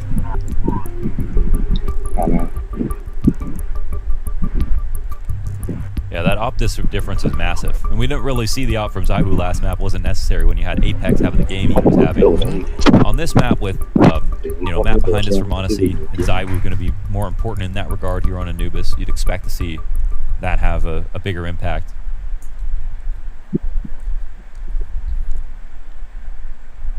Apex coming off of Inferno with a plus 2.0 rating. I mean, come on. Against Nico on Inferno. You know what I mean? Like that's against G2 on Inferno. What an anomaly. Yeah. So awesome turnaround from him on an individual level. Tried to highlight Flamesy's impact across Anubis. We get to see him get his kill. So first gun round goes down nicely for G2. Again, if Monacy kind of hits the ground with a little rust, nobody's surprised. He has never had a better excuse to have a bad map one. And already we're getting more life out of Nico.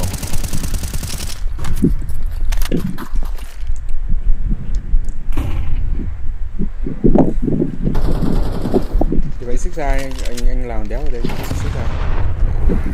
Hyperx getting help at the moment, has not had an easy time trying to hang on to middle. It's being very dangerous, and of course he's locking horns with who other than Nico again. So these setups are so key. Oh, obviously walking right into the op shot here, and a perfect sort of counter position from the T's. They have a double layer to attack on the defense that comes forward. Apex in from behind. Is there anything he can do? He's got 34 health.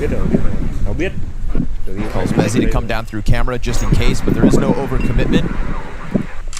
Perfect setup. Zywoo comes into long thinking he's got an op to trade out, and instead it's this wide swing from Nexa. Yeah, they know when Vitality aren't pushing B main, that they're just so turtled up in the site, and actually Spinks is just gonna straight up run away from it. They're turning this into a save G2. They're going to step right in to a 5-0 start. Lovely.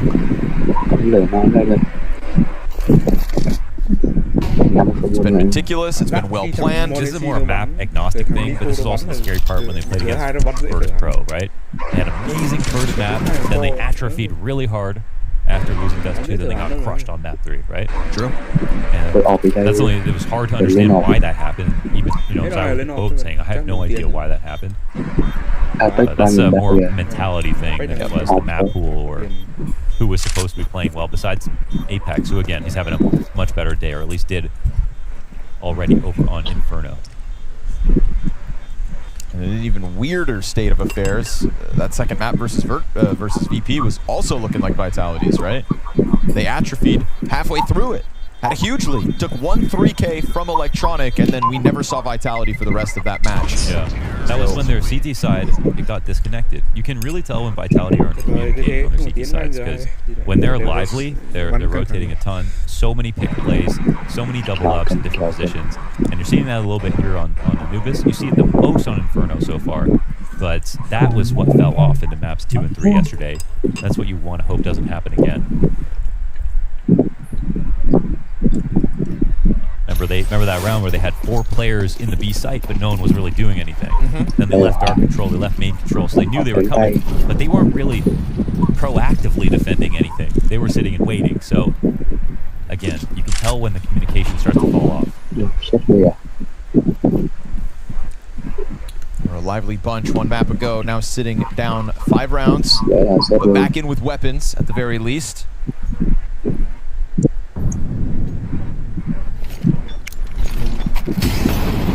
Saiwu posted up.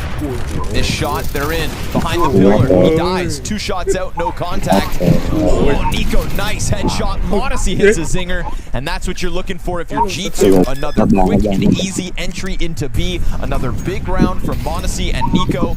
The stars are starting to shine, and G2 are heating up.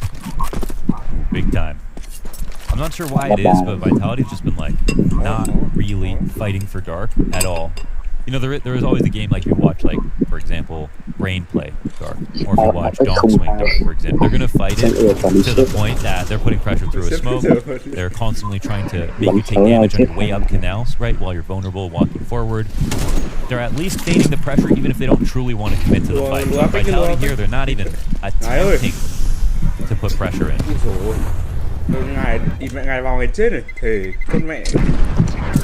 They save even. Cover here from Flamesy. Everybody stays tucked. You're good. You're good. 2 guns held on to. 6-round T-side minimum now for G2. Getting up, wiping off the dirt on the first map. Nico, that was such a clean kill. Gives Spinks no chance to give anything over. But it was also Saiwu who was put in a position to thrive and missed the easy one.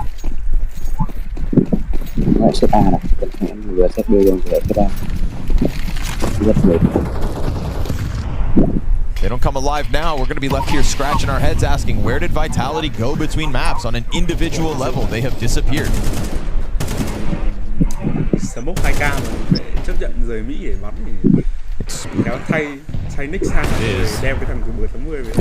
Flamesy, not ideal. He's going to have to wait for the flash to jump out. Oh, we can't see it. Honestly, 76 health as he walks away. Could have been way worse there. Definitely not bad. But like again, Hunter's watching for this push. He does this every round, okay? He's waiting for them to go and take control at some point. Now he's letting them know that they were spotted. That's the most important part of this. It's very tricky for the CTs to stay out here comfortably.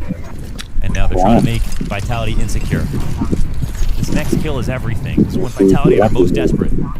Nico getting active in middle while Hooksy decides not to follow through. So, yeah, this is Nico sensing he has an opening. And man, does he ever. What a gap that he found.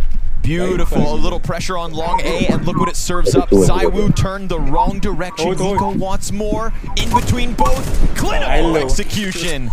Perfectly called. The rumblings of the A presence, but it is Nico that slips through the back line. And Modesty does not miss. 2 kills from the 2 stars as G2 come alive. What a play, but played perfectly from Nico, who's now 11-2. Might be warmed up now. But you see, that was a symptom of they actually had nothing, right? The only thing that they went for was that like classic thing they do on CT side was the flash double B main. They've been doing that since the beginning of Anubis for almost 2 years now, and it's the only thing that they did to get info back. And of course, that's always the scary part about Anubis is to go for it. But when you have Hunter, who's literally got one protocol in place, it's don't die to the guy who pushes, find out when they flash, if they push, and then Vitality can't hold on to it, can't push farther, can't do anything. Of course, Nico's going to take that gap. Of course, Monis is going to be holding for the push on the other side of the map because it's safe for him. So they need more in the way of ideas. Teams like Complexity and FaZe are fighting for bridge every round. Even if on CD side it's scary to do so, it's resource intensive, and sometimes you don't come up with anything because the positions are hard to play. They at least feign it, right? Not getting that presence from Vitality. Couple that with what you just mentioned a round ago about not either going for E-box and dark or any canals pressure too. It's like, all right, well, there's nothing water, there's nothing bridge. There's people call them gimmicks, but sometimes that's just a tactic, right? In an MR12, you only need a couple to really build momentum. A couple of tactics, a couple of 5v4s could be 4 rounds with ecos on either side of them. So we aren't really seeing those tactics right now.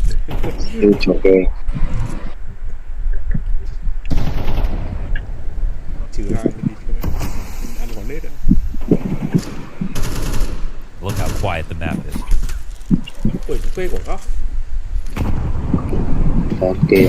A smoke grenade, a bit of spam out dark. That's all we're getting from Vitality's B setup. Again, yes, you had 2 players behind the mid doors, but that kind of gets flustered with this utility pressure that Nico decides to play within.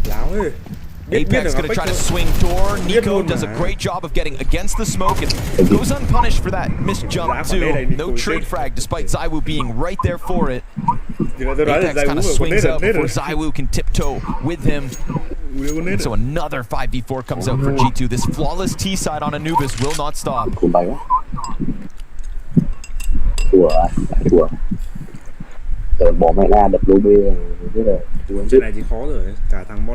Spinks watching paint dry here in dark as G2 starts to crawl back up the bridge. ZywOo will get his end. Not oh, he is. Oh my gosh, I thought he was going to be able to get a second shot, but Hunter was just a bit too quick. And that's all there is on the A half of the map, right? Flamesy's already evacuated. Oh, but at the very least, you clip Nico on the jump down camera. If you're looking for a saving grace when you have a max of 5 rounds to play for, that's kind of what you hope to pull on. But Nexus sends shots back through smoke, and that is Mezzy down, 2 rifles in hand, and off picked up by Flamesy. And a difficult decision to make. Do you play for best case 4 CT rounds? And they'll concede this. They offer it over. ZywOo unable to post a multi-frag as they trickled into him top mid. Tricky move there from Nico. Come back in from outside the smoke. He had full vision the whole time. The smoke was just plump enough.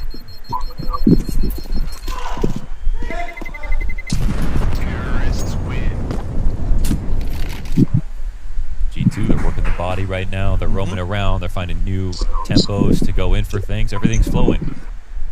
Might have a situation where we trade map picks here. This keeps going as well as it is here for G2. Leg kick, feint.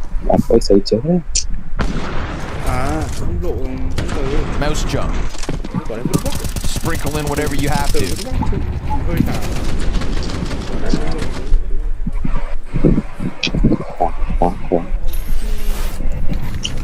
Don't cry. It's almost no off presence here for ZywOo in this series so far.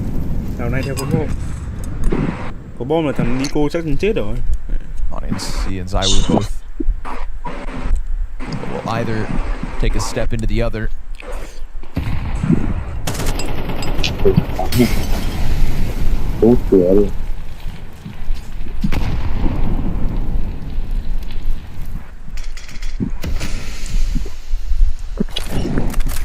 I just feel like the puzzle pieces are just going to keep getting put in place. The more space that's given back.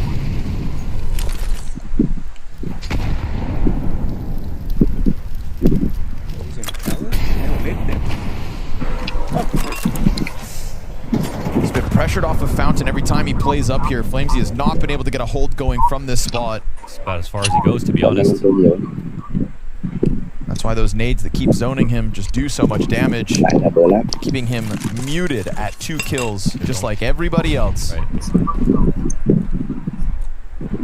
If he hasn't pushed baskets, there's only a few places that he's going to be left in the site. And they figured that out. And last time they had this forward setup, that's when Nico was able to kind of skate through the middle. And again, that is a looming threat. Mezzi's going to float around to try to counter him. Apex right here with Flames. There's the stuff. Finally, Vitality able to put up a wall. But that wall gets kicked down by Hunter. Double kill entry, 12 seconds to the clock. Bomb crosses. Things get a little frantic here as Mezzi looks to slide into it all. Odyssey, that's a quick scope up close. It goes down. 2v2 queued up. But Zaibu's on the flank and looks to clutch. Hunter, he is the one to kick this off. Door off its hinges, and as he gets solo, he'll take it to 9 straight. 2v5. That is warmed up if I've ever seen it. How did Hunter get that second kill entering the site? That one he just had to clasp his hands and pray. Ooh,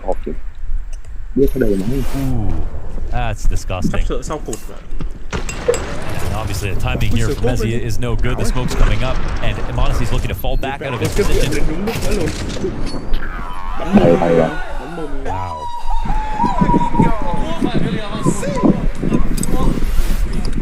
That's the result you're going to get with this team. My favorite thing about G2 is when Hooksy is mind blown. No matter how many events he plays next to these greats, he can never believe his eyes. Hunter's been so good on this T side. I mean, every time. Something weird going on. I'm afraid to talk about my loved ones, man. That was such a layup too. Like, he totally was great until that moment. But yeah, even though in those moments when he's sat outside of B site, he's not doing the most, but he's been so good at keeping them honest. So good at keeping them kind of pinned in. He's just dancing with them. Like playing hide and seek with toddlers. You know, you can win whenever you want. It's like hiding behind your door, confusing your dog. Oh, where are you? He's got him figured out. But here we go, off of the man disadvantage. Yeah. 5v4 at least here. You know, we're sat here waiting for Vitality to put something of a CT side so that we can talk about a second pistol with a shred of interest. If they're not controlling main again, I mean, they can have mid in this spot. Hooksy could come down. Him's not clearing this out properly. Spinks takes him down. Another one spotted. That's Mezzi. Modesty trying to slide forward. No back-to-back 2v5s this time. They were on the brink of a round win, one prior. They'll finally get their first tier Vitality. Better late than never. They didn't get egged. And if they get 3 rounds on TD side, okay. He smoked. To be fair, he has played that exact spot the entire half, right? Hey, so 9 rounds out of it. Why not nade him? You can be upset about it, but you can't be mad. You milked that shoulder peak for everything it's worth. Apex, good lineup here on Nico. Ooh, almost gets caught on the fallback, but will escape man advantage. Again, this is Vitality starting to be something together, right? If not for that 2v5, this could still be a 4-round half. And again, 4 at the tail end. Momentum shift ahead of second pistol. Beautiful repeat. You know, even Apex was kind of ready for that boost after he gets his Nico kill, so no surprise Zaiwu slides into it, same expectations. And number 2 queued up.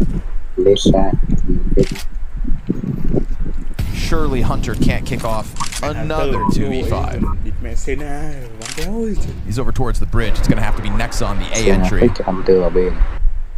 Hunter versus Zaiwu, a critical moment in this desperate attempt with the bomb and total sweep. Back-to-back rounds. Vitality with 5 alive. Where was this all happen? I mean, and look at the X's on the mini-map. You know, now it's back on their side of the map, which is good to see. Yeah. Hard to get these rounds as a CT, but the proactivity here. Well, look at this in front of the bridge smoke. He's actually coming forward into an angle. They're not sitting back in the site waiting for the full exec to happen. Mohan, it's exactly what you wanted. One riskier step forward. The double nade to Hunter's position instead of just showing him skin and then hiding in the site. Apex getting that much further. Why are they doing it now? Because you're sitting at 9-0. Yeah, you have to at this point, but you could have 4 rounds prior. It's true. I mean, they basically said, look what's happened when we've let them default 9 rounds. They won every single time. They put their foot down when the 2v5 took place. I said, okay, that is the final straw. Now I'm angry. Now I'm angry, yeah.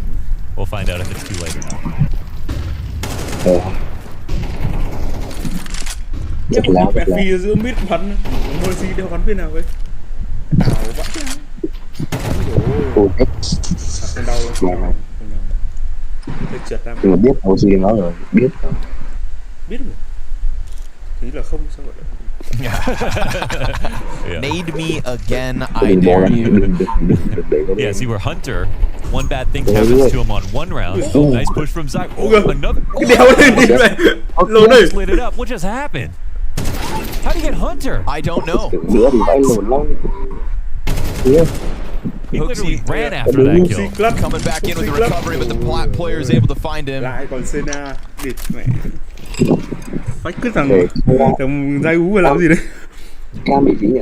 Cam ở đấy chết, biết dây chết rồi là phải chuyển cam lên luôn chứ nhỉ? Zayu just pushed the bridge and gets 3 kills, I guess. Literally. Must be nice. Chắc chiếu lại highlight mà. Ú mình một kích với No, luôn. he's already done. He can't die. Rule 7, double tap. Xếp đéo nữa, 14 giây. 10 seconds here to round out the half. Nexa throws the Hail Mary. Gotta run through the fire, bud. Bomb needs to be planted.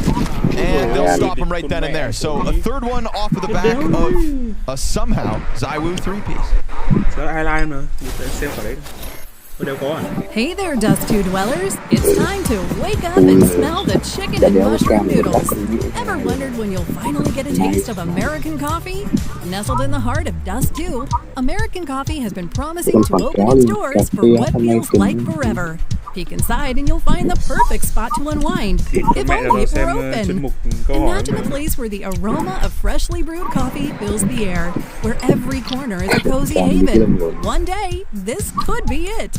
Mark your calendars, because American coffee is finally opening sometime in the future. Until then, make sure to stock up on your favorite quick fixes.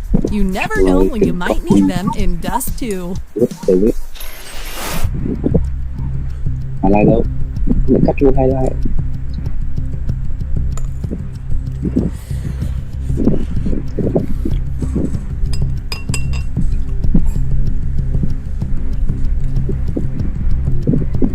Được nào á.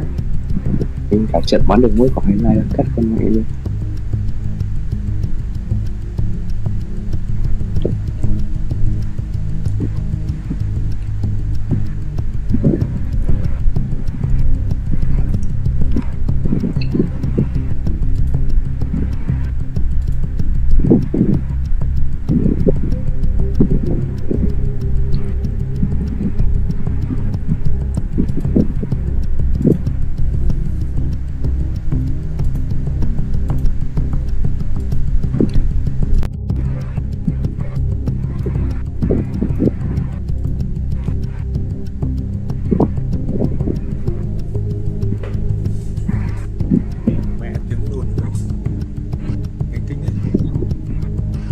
Tiếng gì ạ?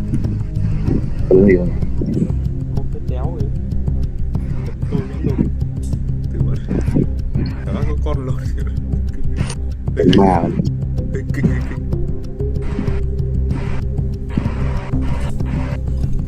Mẹ nghe cái dẹt sợ quá rồi.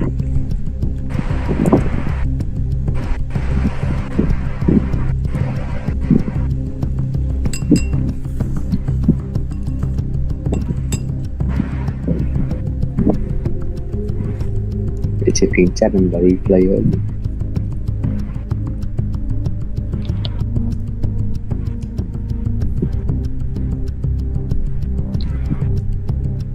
Đéo còn chưa một câu hỏi à? Của đấy.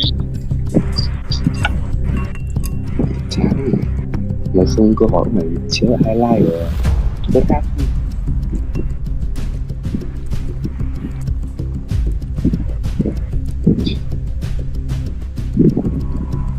Thực ra là không nước vẫn khác được.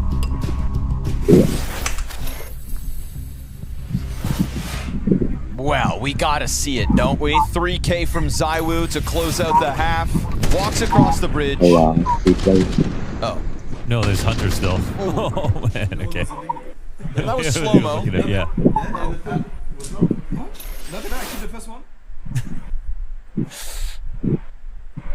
Well, it was. It's easy when he goes for it. Yeah. Which is great. Like, it's great that he went for it. The last 2 rounds where they fought for mid early on, yeah, that worked. What's on your mind? It was nicer before I saw it. Oh yeah, you know, yeah. Like seeing the kill feed get lit up like that with headshots. Right. I was like, oh my way! Right. And now I'm like, jumping, oh, okay, good timing, good timing. You get aggressive, but nobody shot back. Jumping player, 2 blindsides. Didn't count. Keep your wigs on. Benjamin Franklin. Nico. Yeah, nobody looking. No, Flamesy trying to keep him locked in here. The way he peeks so carefully there. How's our CT there? How's Monacy out there?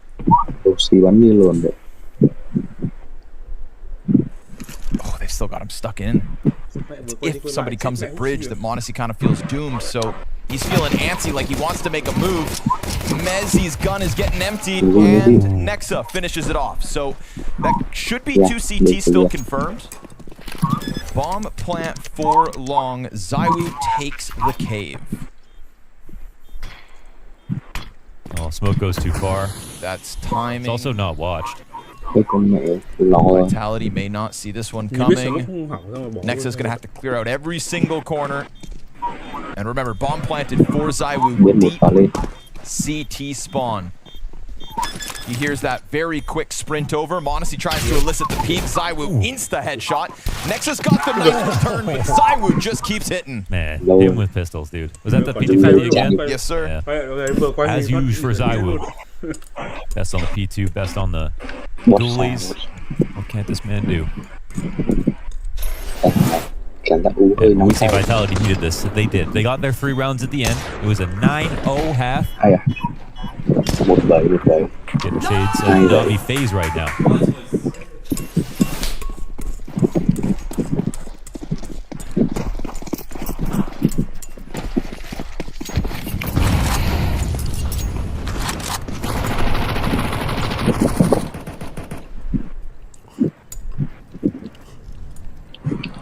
And I have way more confidence in the Vitality T sides. The T sides definitely. Yeah. Some days they just look a little lazy with it, but their T sides they should have those sorted. That's defense, good offense. Yeehaw, rip it and turn left. That's what I say when the force was $3,700. Yep. Rip it, bud.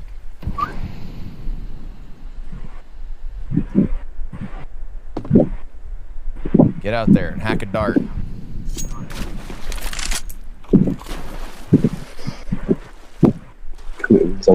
Checking for Monacy.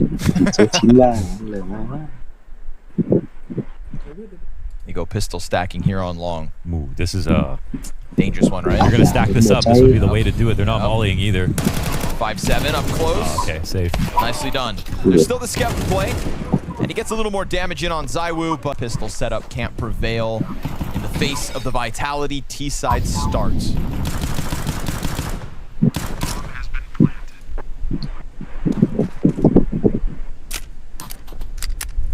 And even though ZywOo didn't really have the op impact, as soon as he did have impact, that's when Vitality got their 3 rounds. True. Him and Apex up on the bridge in those last 3 rounds.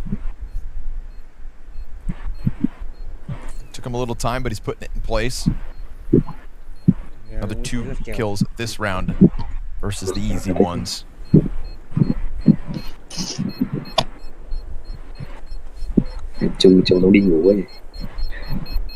They'll bring it up once more. 1.26 rating for Flamesy on Anubis in the last 3 months. His best map. At the moment, a bit more of a quiet game, so they clear out the last 2 CTs. Nothing shall be saved. Let's see if this T-side and his A-lurks can start to make the difference. Unfortunately, in memory, it's had a lot of big Flames rounds on A site. Yeah. When he was stopping them on CT side, but we didn't really get that. Yeah. in the first half of this game.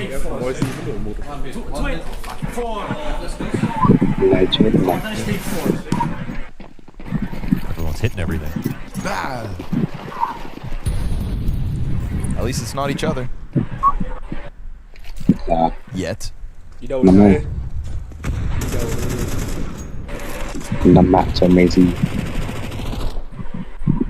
First pistol stack didn't work, so let's try it again. You're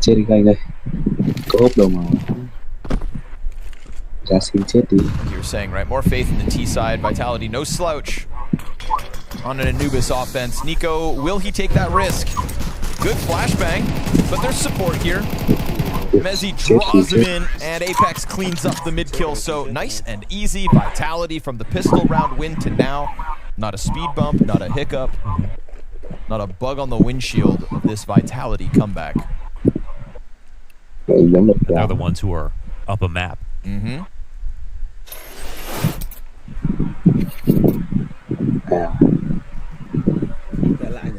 Here it comes. Got the G2 re-debut after a month of not playing together. And they're still in the lead here in map 2, but it's definitely not guaranteed. These are the plays. Where were these plays, Vitality? Yeah, literally that. Let's see if they can counter them since they didn't use them. Hooksy's already out long A. 2 players all the way down canal. I mean, that is a confident attack from the CT side. Nice one back here for Flamesy at least. Hooksy gets tagged low, but he gets his kill. Beautifully done. 2 critical kills out of Hooksy. He's spotting with very little health. Yeah, he's got to drop that smoke. And see, now Monacy's passive, but he's still actively watching from safety with kills. He's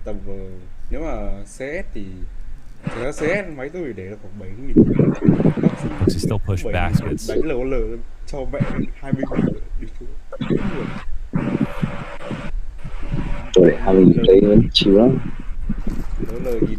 This round's going to end on B.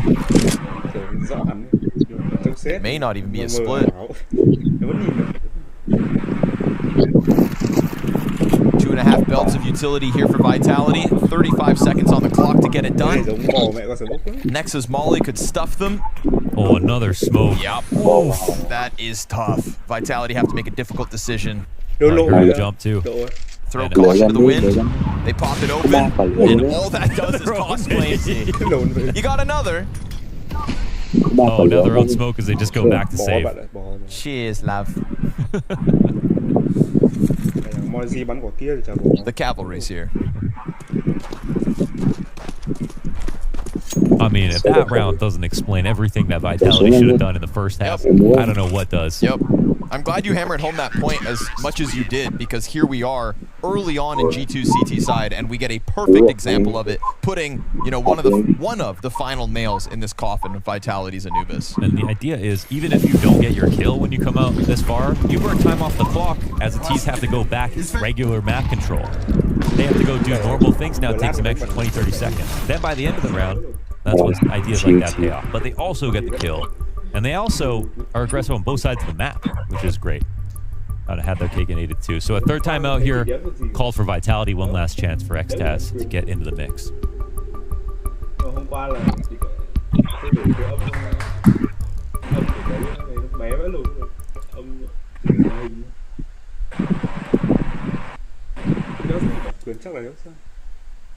Taz just grateful that he didn't have to play today.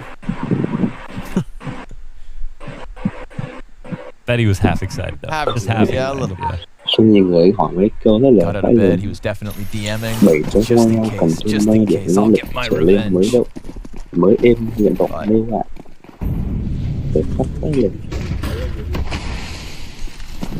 Kid pulled through.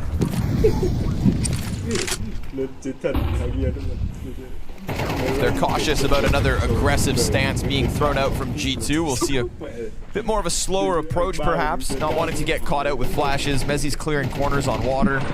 All is good. And this is another, it's not aggressive just yet, but with Nexa pushed on baskets, Monty's going to post up right behind him. You know, contrast this to the amount of times that Flamesy was just up here with his rifle by himself.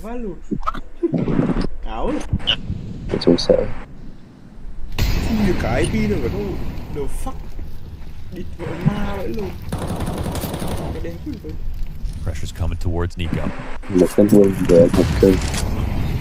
Flamesy gets through, no contact yet. Very close. Nico on high alert. If Flamesy thinks he hasn't been heard, he's done for. And Nico, I like that. Just kind of sets the trap and lets Flamesy walk into it.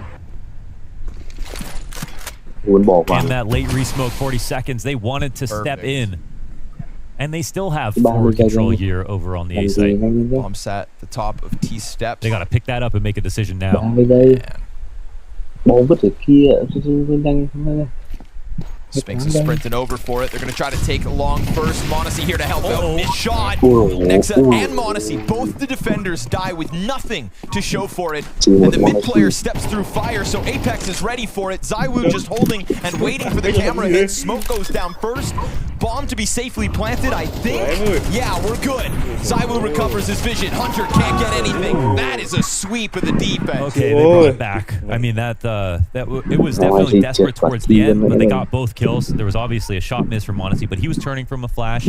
Nexa didn't get his up front, and at that moment, of course, it's was it 5v3? Yes, sir. They already had a 5v3, so they just needed one kill between the both of them. Couldn't come up with it. Đâu chắc hay được. Oh, Đây thì không clip của 5v4. lùi thì nó bắn kinh. Can't trust me today. Never running anything by you. I'm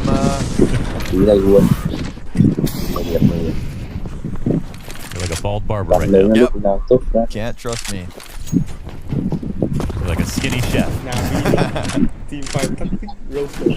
I'm dotting T's and crossing I's. You're like a damn blind kid. Kiểu may mắn quyết định nhiều này. Các bạn là may mắn. Unlucky timing. Just unlucky. That one's unlucky. You're not bad. Just unlucky. And in a round where you can afford a little bad luck. MP9 for Nexa, the best case. Monacy, nice dig. That third player is going to get mollied out. So as long as guns are up, should be straight shooting out of Vitality. Fire at the feet of the plat setup. Nothing here for the G2 defense. Despite that stack, this T side keeps on giving. An anomaly. A 1 CT round win for G2 so far. And that's the momentum, because it's 1 round so far in this half and the 9 first rounds of their T side. Right. Right? From 9-0 to 10-7. Now 8. Oh, we saw the biggest comeback with FaZe Na'Vi. But we may have been mistaken. We'll see. Keeping it cool, calm, collected. That 1 round, of course, is also just sheer aggression from G2, right? The 2 players down, E-box push, with Hooksy out A main. First gun round, G2 swing. Since then, they've kind of been cold. It's just one, 2 rifles, right? So the second one was good foot forward. Nico got a kill. They still had lots of map control. They just didn't hit their shots. Next, I'm honestly dying to 2 players without 1 kill between them. That could cost you a round.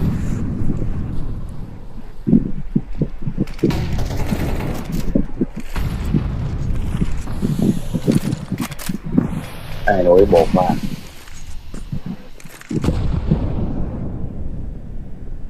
Set B này.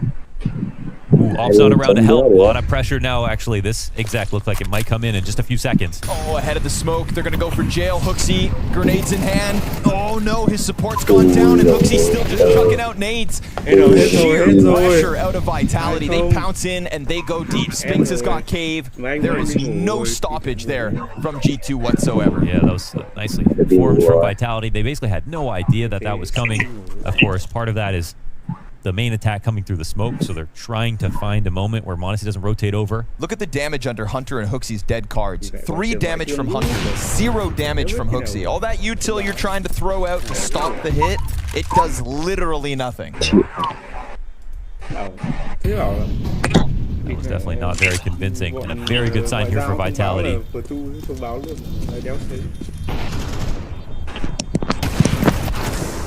Can the save be held on to? Oh, they clear out 2 as well, so Vitality all the closer, and Nico the only survivor. with the op as well. Bạn Mai The only Mai thing Bách G2 Khoa have going for them thông right now báo is that nhỉ? loss bonus at Đúng least. rồi. À hôm nay chứ, hôm nay ngày mai à? Hôm nay chứ. Là 14 đấy, 14 Đúng rồi. Vitality's T side starting to rev up. Địt các bạn. Này có nhiều người được. chán tiền phải đó. Đấy, đi phải thằng Morrissey bắn mới bảo khó ấy luôn. Cần cái tốc độ nhanh như vậy. Đấy, bắn phải cái trước bắn như người. Đúng rồi.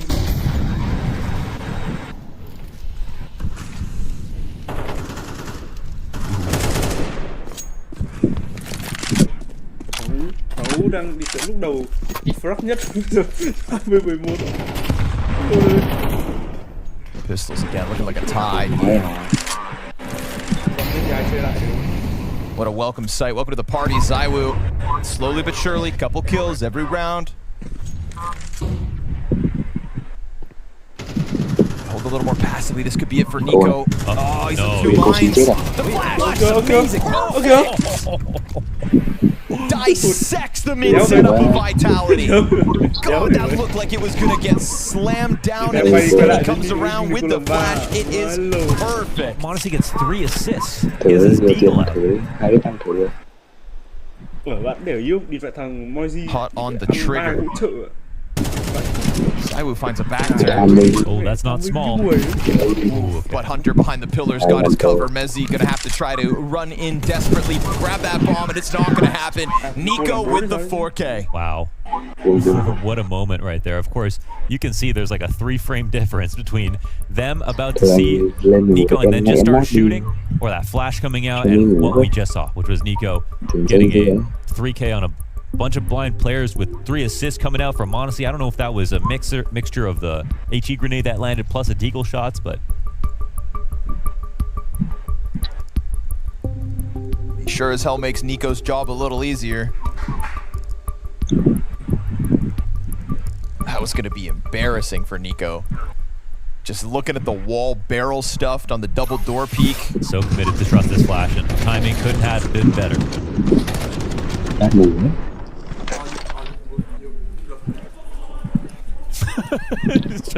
just trying to blame someone right there. Hey, you stink. That flash got him. That's the second. Such a great first half, though. Flamesy keeps them honest. Again, they go swinging with the great peak. How does Nico pick that up?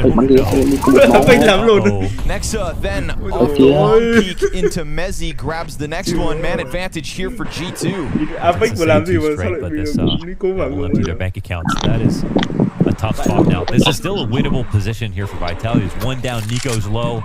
There's still lots of time left on the clock, and the CTs have receded back to their lines. Where's their next advantage? And do they walk into Monacy? Posted and patient and paid off. Gets around the doorway. Oh my god, if he settled down, dude. Ooh, baby, that's 12. Surely. They've got bomb possession. And you know, that kind of feels like a bit of a flashback to Vitality's tail end of the CT side when ZywOo goes with the triple kill in round number 12. Nico on the fallback. I have no idea how Nico got that. Right? Killing Apex Apex was just on waiting, knew exactly when he would peak, ready for it, and it's, of course, a headshot in the kill feed for Nico. He's made up for Inferno as well. Maybe he's on the same flight as Monacy, I don't know. Đéo biết xếp được không? Xếp được chắc. Trừ khi rằng Nico vả ngược lại đi. Biết đâu được. Thôi nhá. Thôi đấy nhá. Needs this gun. I don't want to fight us. Ôi thôi bỏ mẹ. Ui rồi ôi. Oh man.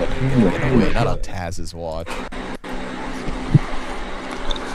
Em đừng xin mình OT.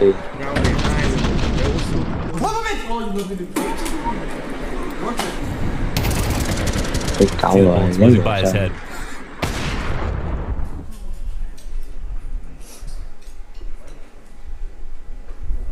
Đừng vô tên. Tụi em đừng vô tên. That's 12. G2. I want to say big credit to Monacy in this half. We've seen so much variety in his positions. It hasn't always come to him in terms of the rounds, but he's been trying to keep it fresh every single time. Just G2 in general, right? Not shying away from another little bit of aggression, just sprinkled in ever so elegantly throughout this CT half. They got the job done in the first 12. They just had to put the bow on it. Here and there, bits of success on a CT side that seem to have pushed this over. It's good damage with the utility. It's Zywoo on the approach, working with 40 HP. Hunter's had none of that. Nice angle from Flamesy. Can he get himself a second? Monacy preoccupied, so no support over here for Hooksy. And he's just going to shy away from a duel for now. Let that rotation come out from Nexa. Let that mid player peel back. And in the same timing, we have Vitality collecting numbers too. They don't want to go here, right? They know that Monacy's going to rotate over, but they're going to wait for their time to attack. Basically going to be 4v3 in the site. This could still be the last round, even though Hooksy's low. They let him out. The smoke goes down. Oh boy. Half of his health now shaved off. Monacy dives back into the cover. Do they test him? Two shots from the back plat. There it is, over smoke. But Nexa clipped the wings of Dark, and he knows where you're at. Spinks. Huge risk. Still lives. 15 to the clock with bomb under Nexa. He slides up and closes. 2 from Odyssey, 2 from Nexa. And a map 3 as G2 keep the dreams alive. Yeah, G2 living to fight at least one more map here in London. And Monacy, he has certainly arrived into the server after that ground of Anubis. But once again, Hawker, Vitality getting burned by what we once used to say was one of their home maps.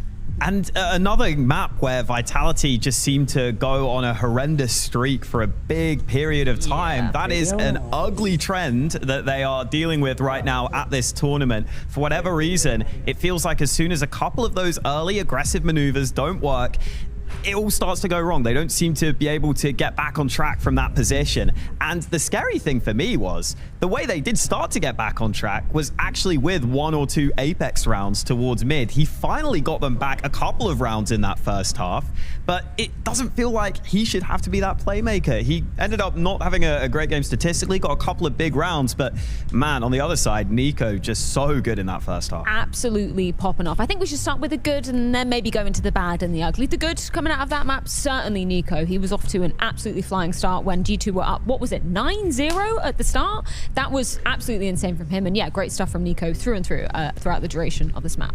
He was even having rounds where he snuck through mid and gets in behind them on the site. So it wasn't like it was just completely bulldozer Nico. You saw some plays where he was getting sneaky, getting cheeky. Honestly, just so good all round. And well, we were teeing him up on the first map as the cheat code on Inferno, but here on this one, just that first half being so strong for him, it really hurt Vitality on the back foot, and it seems like that's where Vitality struggle based on what we've seen. A lot of these plays towards B as well, where Vitality were playing back in the site, but either the coordination wasn't good enough or they were just playing so far back that it felt like it gave G2 so much room to maneuver, and Nico was happy to take that all half. Of course, we got to see, Vitality kind of pushing back just a little bit. And then I want to run this round from Nico because I thought he was going to be dead in the water when he was about to peek mid. A beautiful flash comes through and he's managed to clean up all 3. That was insane. We were here actually hearing their comms and Nico screamed for that flash way in advance. So credit to him. It was a great call, gets through, and that honestly might have been the round that was able to get them back into this because it looked like it was starting to slip, but suddenly that round comes through and it feels like it changes everything. Yeah, we can just see the round distribution here as soon as Nico manages to pull off that play. Completely lights out Vitality, understandably so. I think we need to give some props to Monacy's name as well. We were, I don't want to say critiquing him on the first map because obviously wider circumstances considered. He only just arrived here in London, that she had to run from the taxi to the PC just behind us. So it's understandable that he wasn't in, peak Monacy form during that first map. Second map, completely different story. Yeah, you saw some of those early kills there, just holding for the aggression. Then this round, we might get into a little later. God. This was absolutely absurd, but it was honestly classic Monacy, where some of these shots are just so quick, so close range. You even saw it as the map went on. I felt like he ramped up a bit. I'm pretty sure in that last round got a couple of nice shots as well. So definitely felt like he's getting back into it, and that makes things a lot more spicy for G2. It really does. You know what? You might want to cover your eyes for this one, because we are going to jump into our eco play by Revolut, and it was that one that you just touched upon, Hawker. This was a hella ugly round for Vitality, when bear in mind they have absolutely no rounds on the board. They're in a man advantage situation. What happens here, Hawker? Put some logic to this madness. Hard to understand, and this is why we were saying this streak just goes so wrong. Flames at first dodges the flash. Mezzy got the lurker. Nico admit it all looks good, but then Apex gets found out in the smoke, and Mezzy there goes forward with such little time left. I like that Mezzy's being more active, but there it felt like you just got to sit back. The time was so low, and maybe a miscommunication at the end, because ZywOo had bullets in the AWP. It was actually a different player that got dinked, but he pulls out the USP, lands a couple of shots, and realizes that guy isn't low. Terrible way to end it as well, because you know ZywOo could win that clutch if he had the right info, but it felt like it must have been a miscomm, and it went from bad to worse. I mean, they won the round after that, but just goes to show if you're losing rounds like that, it's hard to win. Yeah, too little too late for Vitality. What do you think was, you know, the main symptom of losing those 9 rounds in a row in that first half? Was it them being a little bit too passive on that setup? Like, what was your takeaway from that first half? I was saying earlier, I wasn't sure if G2 would be able to play the way VP did yesterday, because VP on Anubis, they were just shutting down so much of the early aggression by holding back, but it actually looked like G2 did that effectively here. There were rounds where they were just sitting outside B waiting. I think we saw 1 kill from Monacy with the AWP there, even just holding for the aggression. And again, it's the same for Vitality, when after a couple of those rounds go wrong, they go for those rounds early in the round. They will go for these aggressive plays. And then they seem to just completely stop going for anything aggressive. And that has to change. You could stop going for aggressive plays right at the start of the round, but you still need to make plays in the mid round. If there's low time left, someone's got to get a bit of info. But on that B site, they just started receding in on themselves again. Spinks would just give up that cave control. It just allows that split to come through. And it felt like G2, once they got over the initial aggression, they didn't really have many other hurdles they had to deal with, because that setup was so passive. One more chance for both of these squads here in London, and it's a bit of a head scratcher because somehow we've ended up on Mirage. Join us back after the break to see it go down.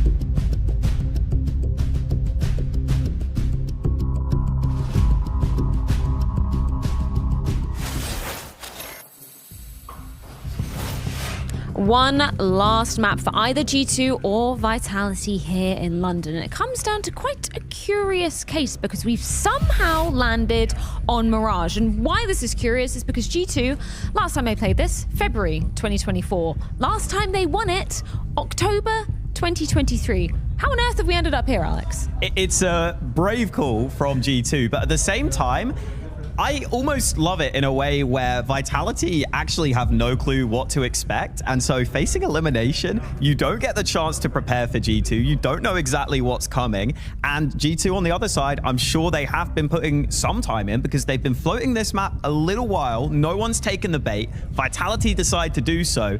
And so G2 can come into this and they can watch Vitality play. They can be ready for some of the aggressive moves up mid that I'm sure we're definitely going to see. And if they can handle that, then who knows? Maybe we could have a bit of an I guess I'd say upset, but honestly, it feels like it could be a close map now. Expect the unexpected, I guess, is the name of the game when you're going to be playing G2 on this map. So if you were going to put any logic to looking at the players behind us, thinking about where they're going to be approaching this particular map, how do you think G2 are going to be playing on Mirage? I hope that m0NESY just gets loads of freedom, man. Yeah. That would be a lot of fun. m0NESY versus ZywOo on Mirage. Why the hell not? I also think that you would expect to see HooXi and Nexa probably anchoring sites most of the time. But just in general, listen, Mirage is a map where you are so loose, you are so free to do what you want. So expect to see that. I think for Vitality on the other side, their aggression is kind of more of a team game. Whereas I would expect here on Mirage for G2, they will just be taking some liberties at times and just making plays based on feel. And that can be very hard to read. Yeah, we will be knifing for sides, so I'm not sure exactly which side G2 or Vitality will be beginning off, but maybe we could talk about the team that we do actually have a little bit of data on. We've seen Vitality playing it a few times over the past 3 months, not their most frequented ground at that, but in terms of how Vitality approach a map like Mirage, is it all coming down to ZywOo, or can they maybe rely on some other members to be stepping up here? One thing I love is that you are likely to see ZywOo in post plants because on Mirage, it is pretty easy in general to at least get site control, especially on A. You will often see post plants there. And ZywOo has that killer instinct in the clutch. We know that for sure. So that's definitely something you can look forward to. The other side of the coin, though, is that G2, they just need to 100% be ready for Apex in connector to be making aggressive plays with his team. They'll push into top mid. They'll stick around underpass. They'll try and be as sticky as possible. And, I mean, ZywOo so far playing very well in this series, so we'll have to see if there is the ability for him to get involved. But yeah, I really expect for G2, if they have come into this prepared, to be ready to have a way to deal with that aggression. Up through mid especially, Vitality love that. It's another interesting case, right? Just like Inferno, Apex is playing one of those positions that you would more associate with a star, right? Because connector, that's a really crucial area to be locked down. Do you think that G2 are going to be trying to exploit that, considering that Apex kind of dropped off a little bit in that second map of Anubis? He did. He had a couple of impact moments still. I would expect for them to honestly, at times, not have the choice whether they get to target Apex because he loves to fly up mid. But it is definitely a position where you look at Apex and you say, okay, again, he's had a really good map, a worse map on the second. It is important that he frags well. And I've said it so many times, but I just don't love that that's the position that Vitality put themselves in when they have so much talent on the team. Yeah, when you got Mezzy and Spinks over towards the B side of the map, do you think, like, how well drilled do you think that is as a defense? Do you think that's somewhere that, you know, these guys would rather go rather than facing ZywOo over towards the A side? Potentially. The other interesting part is Mezzy has been playing more proactively, but on that B site, it's pretty hard to find ways to really play proactively. So he'll probably have to go back into the more defensive style of play, which I think is what he naturally enjoys. But at the same time, recently the switch up with him getting a bit more active, playing a few more different positions has been nice.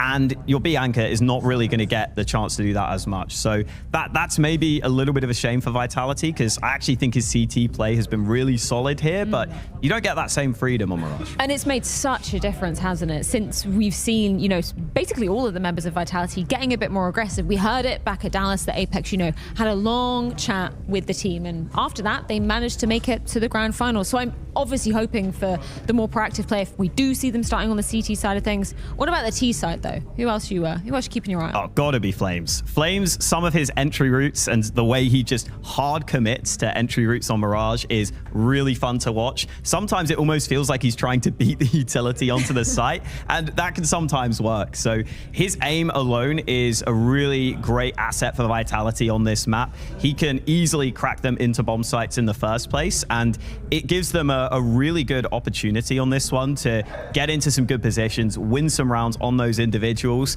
I guess on the other side though, maybe NiKo can just do the same, and then all of a sudden you're in a position where you actually don't know firepower wise. Like if some of the G2 star players actually step up and hit their peaks, then they can carry maps like Alex, we see the G2 team huddle just concluding. Imagine you've got your coach hat on, you've got your manager hat on. How are you hyping up these boys? Because this might be your last map of London, and you've only just arrived if you Manassi.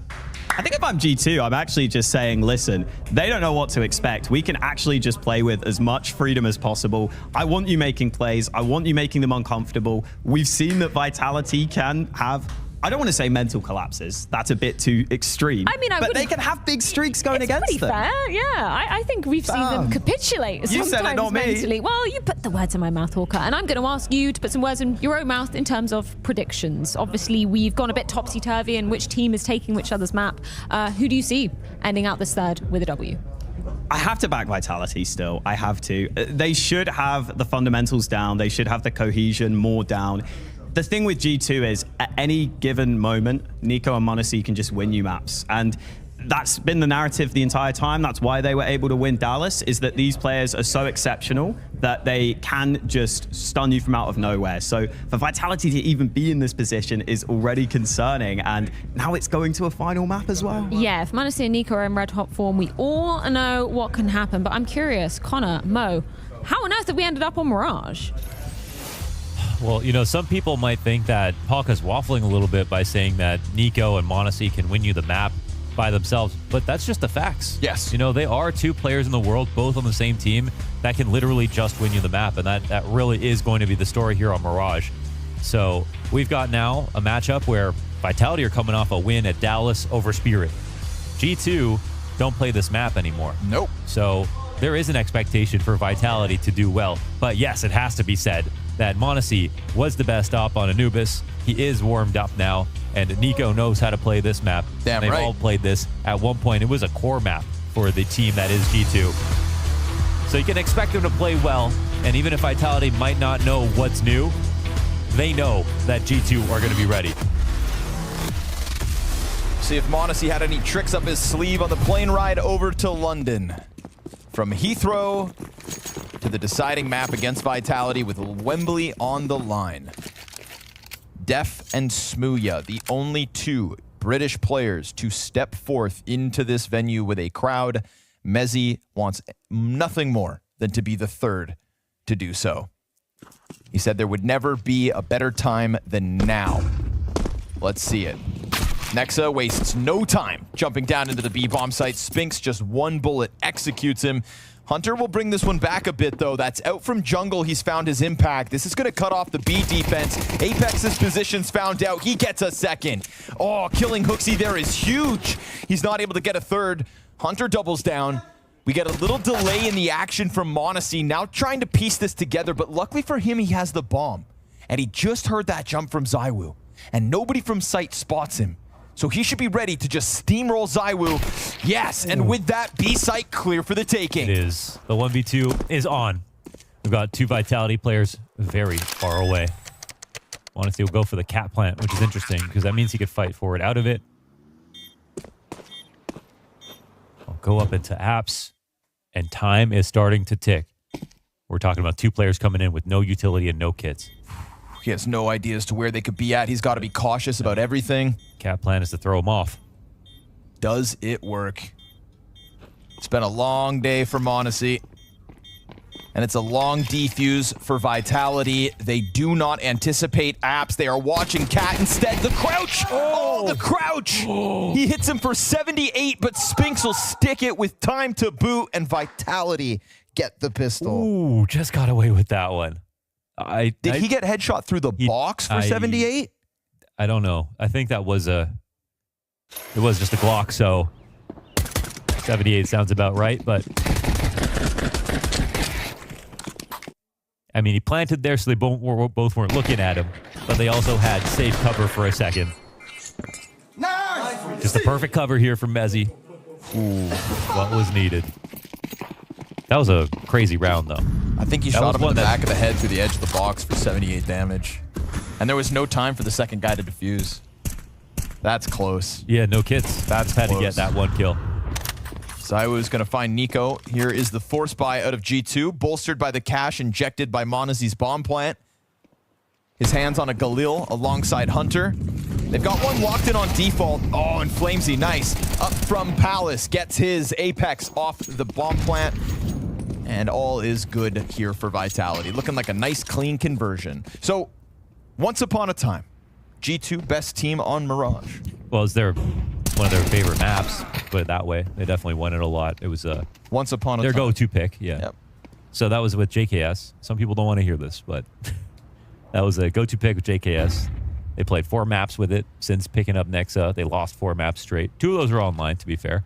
But since then, they have just started banning it. So that's why we don't have any map stats on it for the last 3 months. They just don't even play it anymore. Obviously, JKS throughout all of his teams, right? One of the best A anchors in the world. Exactly. And the conversation is not that JKS is the best Mirage player in the world, but he was one of the top, and during that early part of 2023, the best A anchor in the world. Sure. So anchors are not stars in the same way as Nico Monacy is with all the positions and the ops and everything. But he did stand out on this map specifically. Hell of a specialist. Apex comes through. Apex and Flamesy just dealing with all of that A threat from the Nico death top middle at the start to 2 kills each for the A defenders. Convincing conversion from Vitality. And so the cool part is, why is it coming back? Why are we going to get to see it now? Because for a while it was like, well, they're just going to start playing again soon, surely. So let's see if they brought out anything new since then or what the deal is. But I mean, with the map pool changes, it makes sense. You don't want to introduce even more variables. Why not go back to a map that you were definitely once upon a time good enough at playing?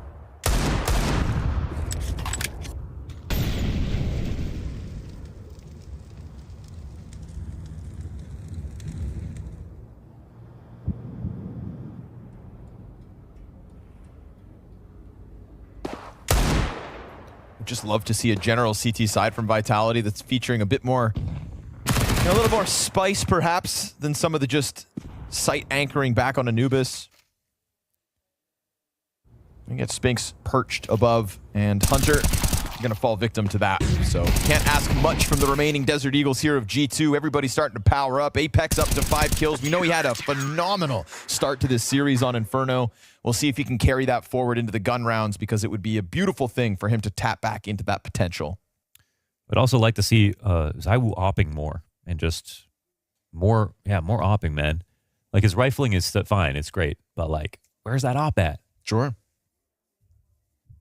It feels like we get less and less every tournament, honestly. It's a little weird.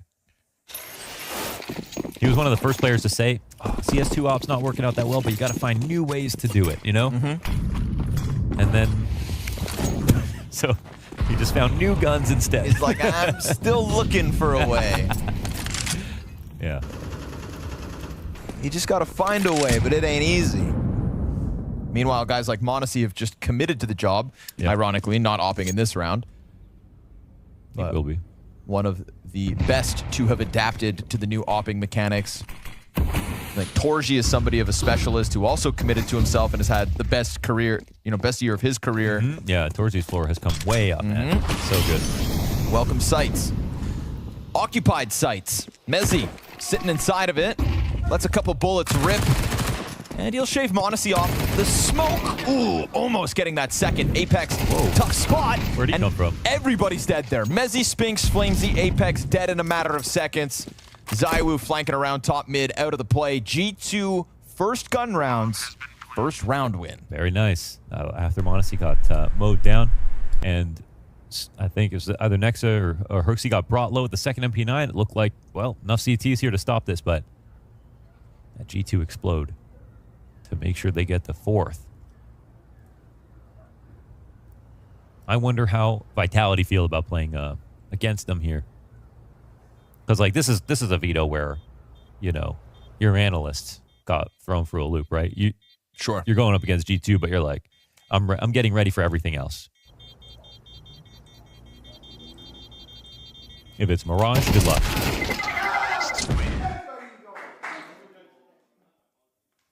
Six maps of Mirage for Vitality in the last 3 months. Like you said, over Spirit at Dallas is really the big one, because we know what Donk and Zontix love to do on this map. So they should be able to just rely on what they have in the bank to get this one over. Oh, nice kill from Hunter that we didn't quite see. Keeping it calm. Early days of Mirage. First gun round. First round win.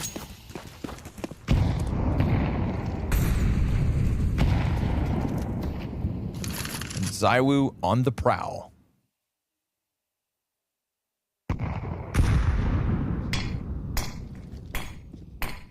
Smoke grenade won't block the CT op, who still just sits waiting for that deep top mid peek. Missed shot from ZywOo just now.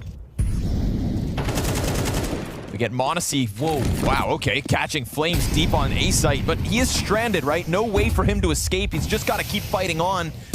And surely Apex hones in on him. Very nicely done there for Apex to know where he can reclaim control. A Molotov top connector, but it just caught the smoke. Luckily, Spinks finds the kill. Nico to respond. 3v3 back at it, and Spinks locking down the stairs. Oh, nice snapback from Nexa. But it leaves Hooksy in the clutch. Beautiful trade fragging coming out of Vitality inside of that A defense. It starts by having 3 defenders there from the get-go. Yeah, every stone they turned over had 2 players. Now, Hooksy in the 1v2 can go and get the bomb. Time is somewhat limited. ZywOo eyes on this, but surely he doesn't let this one go. No reason to look away. Mezzy has the sight, so sure enough stays locked in, and will keep 2 players up for Vitality's immediate answer. That was a zany clear. Zany. So yeah, as you said, it all about the trade frag in here. Molly comes in to make sure Hunter isn't super concerned about someone playing close. That was good teamwork here. And after the first kill from m0NESY, everyone's throwing their individual nade packages out to try to create some kind of lurk action on the A side. Vitality are comfortable. They're on top of it.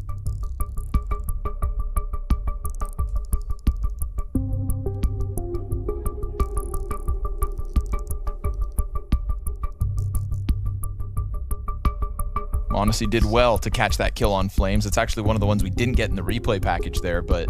This would be really rude, but it would be funny to play the video of him getting out of the car in reverse if they lose this game.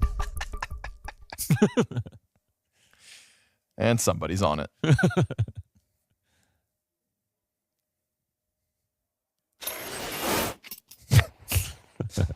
Just opens both doors.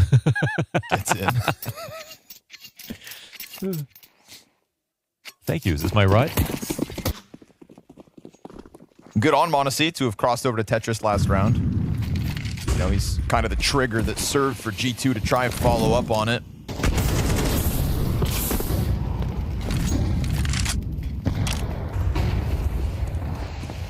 While the trades were there for both teams, it was just Vitality that simply had the numbers.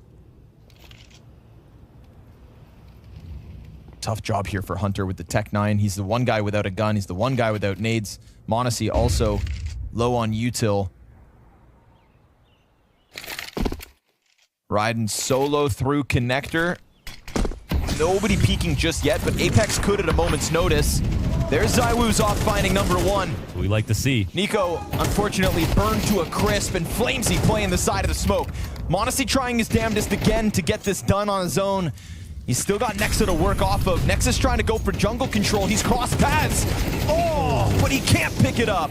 Flamesy the key this round. And Apex gets vision from Ticket to deny any footing for G2. Dude, he was so active, just jumping around all the way, man. That was just one kill from m0NESY. Kind of made the difference there for a second, but for the most part, Vitality got this site locked down. No lurks, catching him off guard. Opening off shot. What a shot. Disgusting.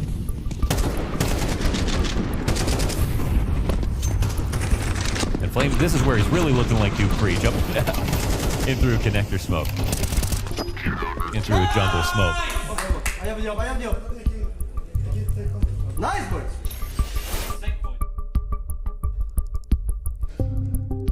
Early second pause from G2.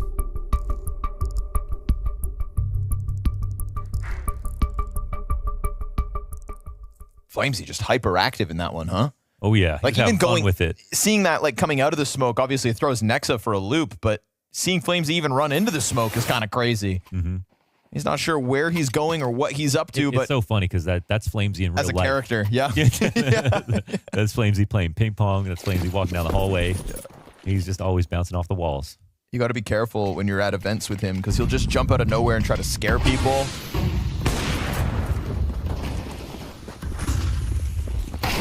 Oh, Spinks, that's not good. But luckily, him and Mezzy able to hang on there. Hunter thought he had something to pull on. Nico's feeling the same kind of pace, and he will finish the job on Spinks at least. ZywOo, good cover out through Market, and that's what you love to see. ZywOo going deep, taking that extra step, shooting for the second, and just draining G2 of any chance here with their pistols. You've seen them cover each other at every turn, and this time it's fast towards B. And the fast rounds, they're fun to watch here for G2, but they're not working out right now. I wonder if we get a tempo change. They've tried a lot of sort of crazy rounds, like multifaceted lurk rounds, on top of rush rounds as well. They're not going for standard mid control into taking cat, into getting ladder room, into like lurking slowly up into window. They're going fast. But they're not 5 fingers on one hand right now. They're getting red.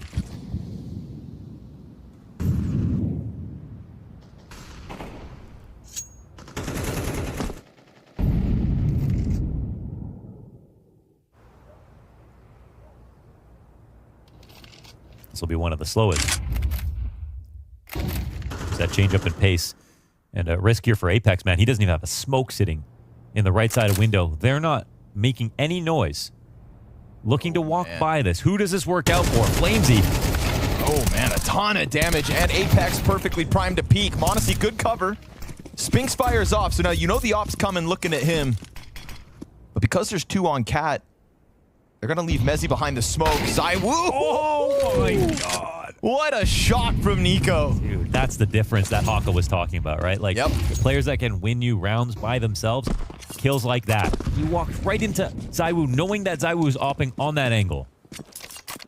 ZywOo hit that literally waiting for that peak. And if it's not a first bullet headshot, it's a flick death for Nico.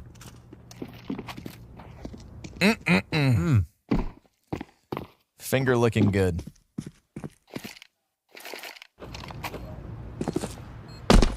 Stick that in your pot of noodles.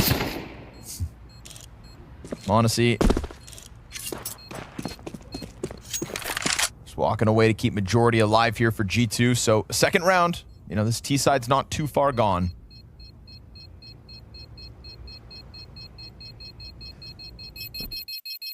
But we know where this round collapsed around Vitality. It is all about that Nico headshot. Put it on repeat.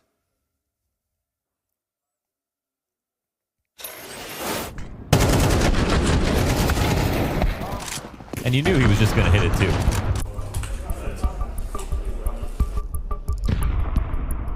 Oh, that shadow sticking out.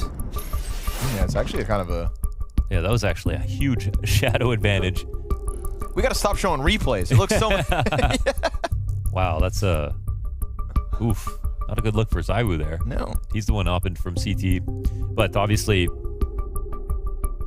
he was holding for the walkout of Palace. Right. He was holding for the walkout of Palace, not even thinking someone could approach from the right side. Yep. The left side, excuse me. Who's left? His. Just Yeah. I'm right. You left.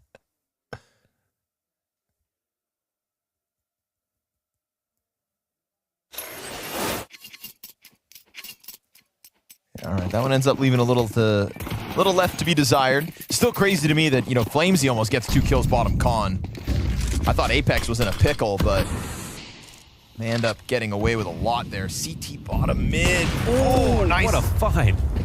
An adjustment from m0NESY that'll topple ZywOo. So 2 rounds where the Woo will have no impact. Meanwhile, we still have CTs floating around middle, right? They haven't just given this away despite ZywOo's early death. Flames between two smokes, has Spink still up above him. If each of them pulls off a multi-frag, it's great. But no, Flames not able to catch it. Nobody in middle for the CTs until Apex comes out. And he gets two. Mezzi could find timing. Hooksy walks away, runs away, gives the audio over.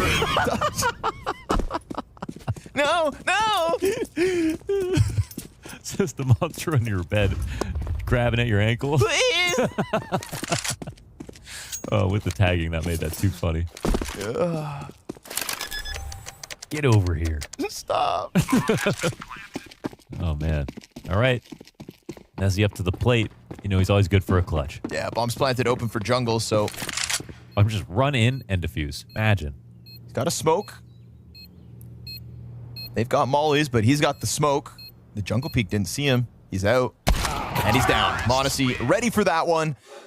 Any presence on site gets cleaned up by Nico, so 3 players looking to fight middle this round for Vitality. 3 players dead with nothing, and if not for that Apex blind double spray, we don't even get excited. Yeah, that's true.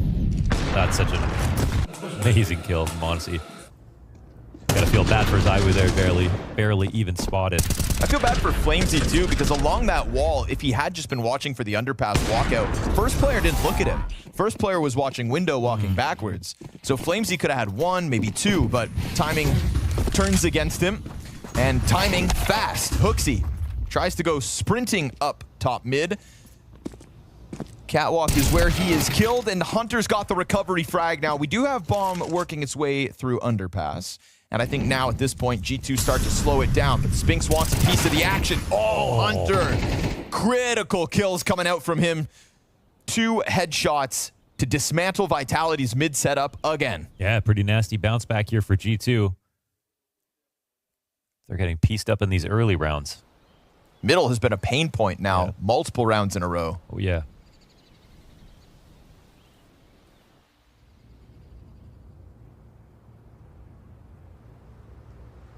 Now we're on map 3, men. Elimination. Looks like it's pretty open here. This is when the nerves start to kick in.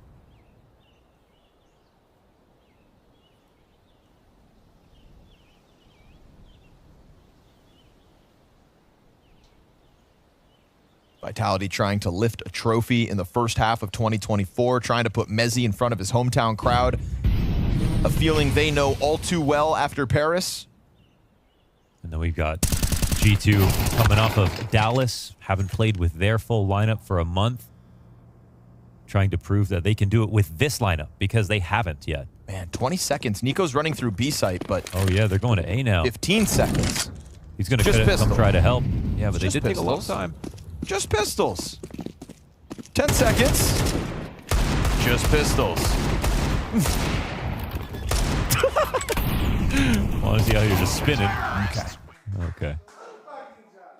That goes about how it should have. That was a little weird. Yep. Yeah, they did take a little bit of time doing loitering around inside of middle. Just pistols. But yeah, this is G2 trying to win a tournament with this lineup. They have not done that ever. Imagine G2 trying to win a tournament with their 5 salaried players. When does Taz play? Yeah. He actually sits down for overtimes only.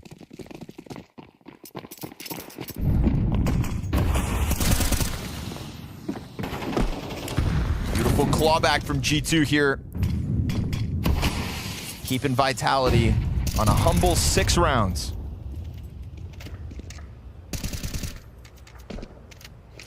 There's been a lot of casualties to G2's favor in middle these last few. Flamesy and Spinks have been going down empty-handed, so it's the 2 of them plus Mezzi yet again. And they hear the ruckus being offered up here by G2. Oh, Spinks can't get it. Flames 1 and done. Nice trades here for Nexa. They take over mid-control. This is a little rough now for Vitality. Mezzi will recede back into the cat ladder room. He might have a timing as they walk up into connector, but it's quiet in middle. They're going to be watching this. Hunter's on it. Mezzi nice wins. Oh, can't jump back into the window. Doesn't have a smoke, so he swings. And now there's a ton of pressure here on Apex, who's still so wary of an A-lurk, and he's not wrong.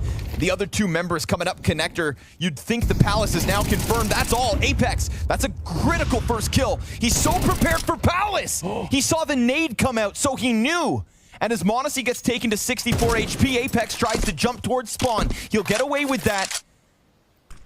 m0NESY having been attacked from the flank. No ZywOo is hunting, but Apex, all three. Man, that's a massive round. If he doesn't get each and every one of those, it's pretty much over. Or at least a bomb goes down in a favorable spot here for G2. That's a big one, coming from the guy who was the hero of Inferno. Ain't that something? You got Spinx in mid, you got Flamesy in mid, you got Mezzy in mid. 2 kills between the 3 of them, and it's Apex to post the big one. I was wondering why he didn't get traded when m0NESY came up. You can see his head, actually, from Apex's POV. But I guess m0NESY didn't have an angle on him. That sprayed at top stairs. Ooh, that was hard. Yep. Just fight together, boys. And he's Khaliping it collected. What did you say? Khalib-looking.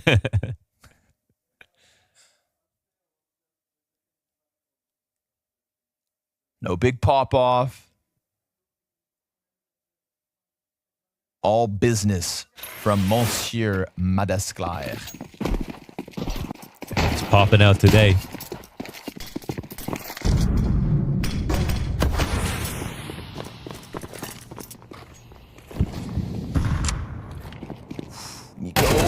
Oh, gets dinked, but doesn't give a damn. Yeah, no trade there. Apex. Oh, okay, well, never no mind. trade? He was just lining up his pool cue. Lights the fuse on that cannon. They're looking for the window climb. ZywOo ready for this one. Makes a step. But it's no longer his problem. He'll leave. Spinx crawls back out. Oh, he made a step. He's got G2 a little nervous. Apex getting frisky as he takes over T-spawn. With this smoke, ZywOo's just going to lock in on window. It's going to take an extra second, but m0NESY could come at this from ladder if they want to just double up the peak. Big if. Options open with Nexa, who he has a bad molly in front of him. Nexa had a bad molly, and it's the window peak first. He tries to play ahead of that molly. Mezzy locked in. ZywOo 2K. Critical multi-frag from ZywOo in window. He shuts down Hunter's peak. He kills the connector creeper. And then m0NESY is tasked with the 1v4 to close out this half. Oh, nice on Mezzy. Finds him first. He's going to stop the rotation, but then go back to A. Never mind. Smokes cat. Charges at the B site. We got Spinx locked into the corner. m0NESY, is he aware of the threat? Nah, doesn't clear it fully, and so Vitality will just put 2 more on the tail end of this side. 8 rounds of the defense.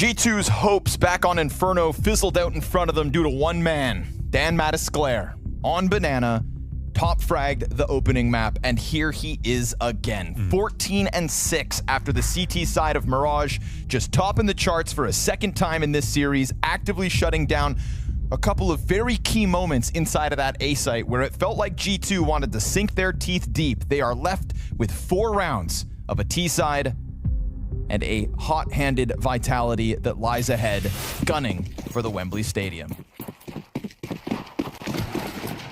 Here's where it all goes down. Big Daddy Dan. m0NESY gets first blood, Flamesy and Spinks immediate answer. And poor Hunter, who also had moments, is gonna be tagged down to 12 HP. Still, Hunter can offer something more. A big pickup on ZywOo. Spinks, though, timing perfect through the window. And so, feels like Pistol goes the way of Vitality. Can Hunter offer anything else? Hooksy's got 2 kills on this map. Must be a Tuesday. I mean, in stark contrast to the likes of Apex, his leading counterpart. Apex showing you can lead the charge. Napoleon up front as he yet again comes through with a round of massive impact. Oh yeah, that's a big statement now. This second pistol here, and an already sort of insecure G2 just bringing this one back out of practice after putting it away for so long. In their last 4 Mirage games, they got a total of 19 rounds, 4 maps. So they're looking to prove something with this decider map. They let it come through, and now it's going to come down, just like Inferno, to maybe 1 attempt with an AWP and a full buy with full grenades. So they better hope that one chance they'll get. The one difference, m0NESY is warmed up. Sure. Inferno, we saw the AWP and the pistol a couple of times. It was definitely all right. He just literally showed up. He's a little cold. But I mean, I hope he's not alone on Mirage. Hunter's been trying his damnedest to get up there. Nico has unfortunately not been able to tap back into the performance he put forth versus Spirit on Ancient. That was hands down his best map of the event. What'd you say about Hooksy? Oh, he's 3-12. Tough game for him, man. Yeah. Tough event. Yeah.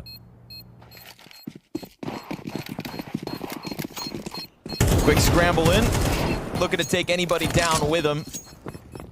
But Vitality content to just let the bomb do the heavy lifting.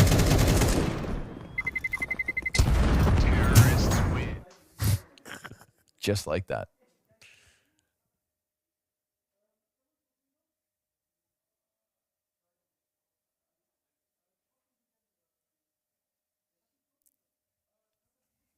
Gun round we're waiting for to see if G2 got anything else to go. It's an awesome turnaround back on Anubis. That was m0NESY and Nico combining.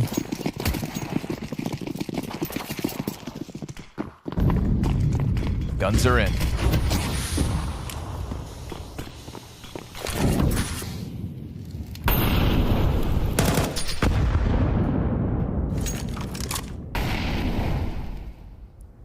Those cute little incendiaries coming out the top mid.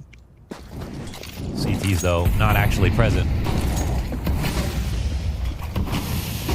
A lot of pressure being offered here by Apex. Yeah, and actually, this is where the attack starts to come in. They've now faked B. It draws some of the utility out of the players who will retake later on as this becomes an A attack. It's also got Hunter blocked off by the cat smoke, and they got m0NESY dedicated to the site for 10 seconds. And look, there's a window timing. They got to be worried about everything. This slows them down. They push out. Full turtle here from G2 as they go to A ramp, but Vitality are going to know they're here.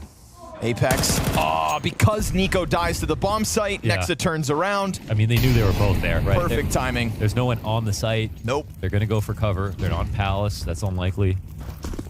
Nice fake over towards the B play. Yeah. Apex is going to offer some cover. They really just lapped that up. Yep. That smoke grenade that keeps Hunter with no vision on catwalk. He can't get back into any kind of connector attack. And now we're starting to see Apex get himself riled up. He was quiet. Even when he posted that huge 3K in the last half, he was stoic. Not until that finish line is about to be stepped on. Not until. Yep. The stage games, he can see it. He can feel it. Yeah, now you can get excited. And he will continue to contribute to it. Because it's also his call, you know, it's a very well-orchestrated round by him. Oh, yeah. He pulls the rotations. Oh, yes. He sets the map up. Everyone frags behind it. That's the best feeling. He's at the top of the board right now. And remember, in the one rifle round that we maybe get out of G2.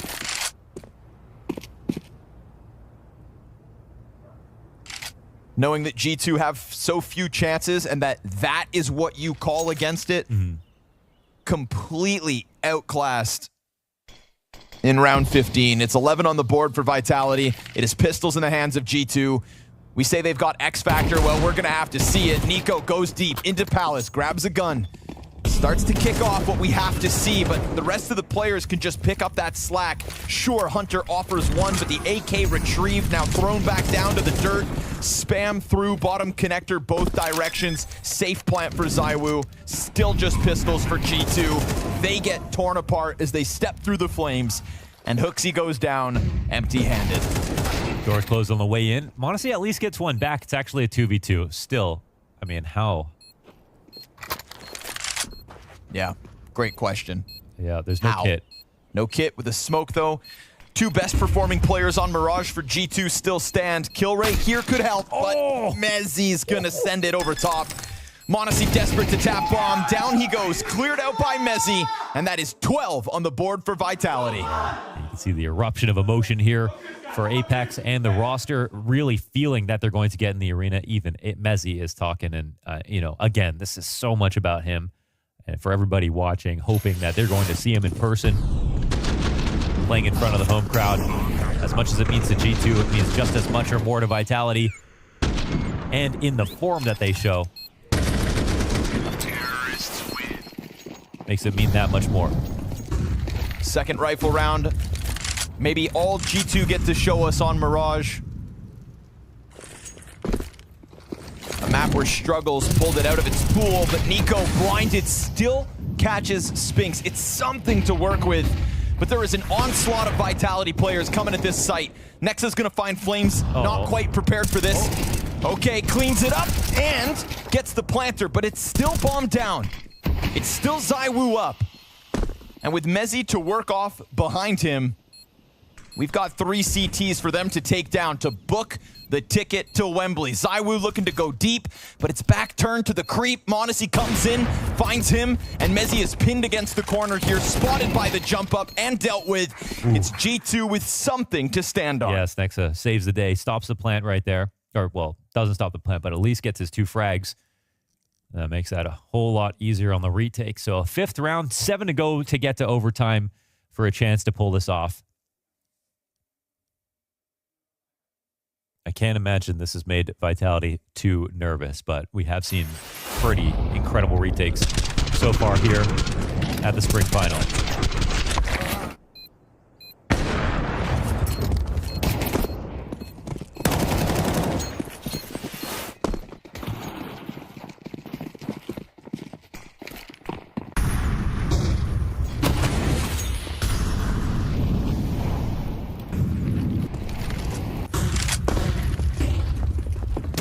Gunning for it.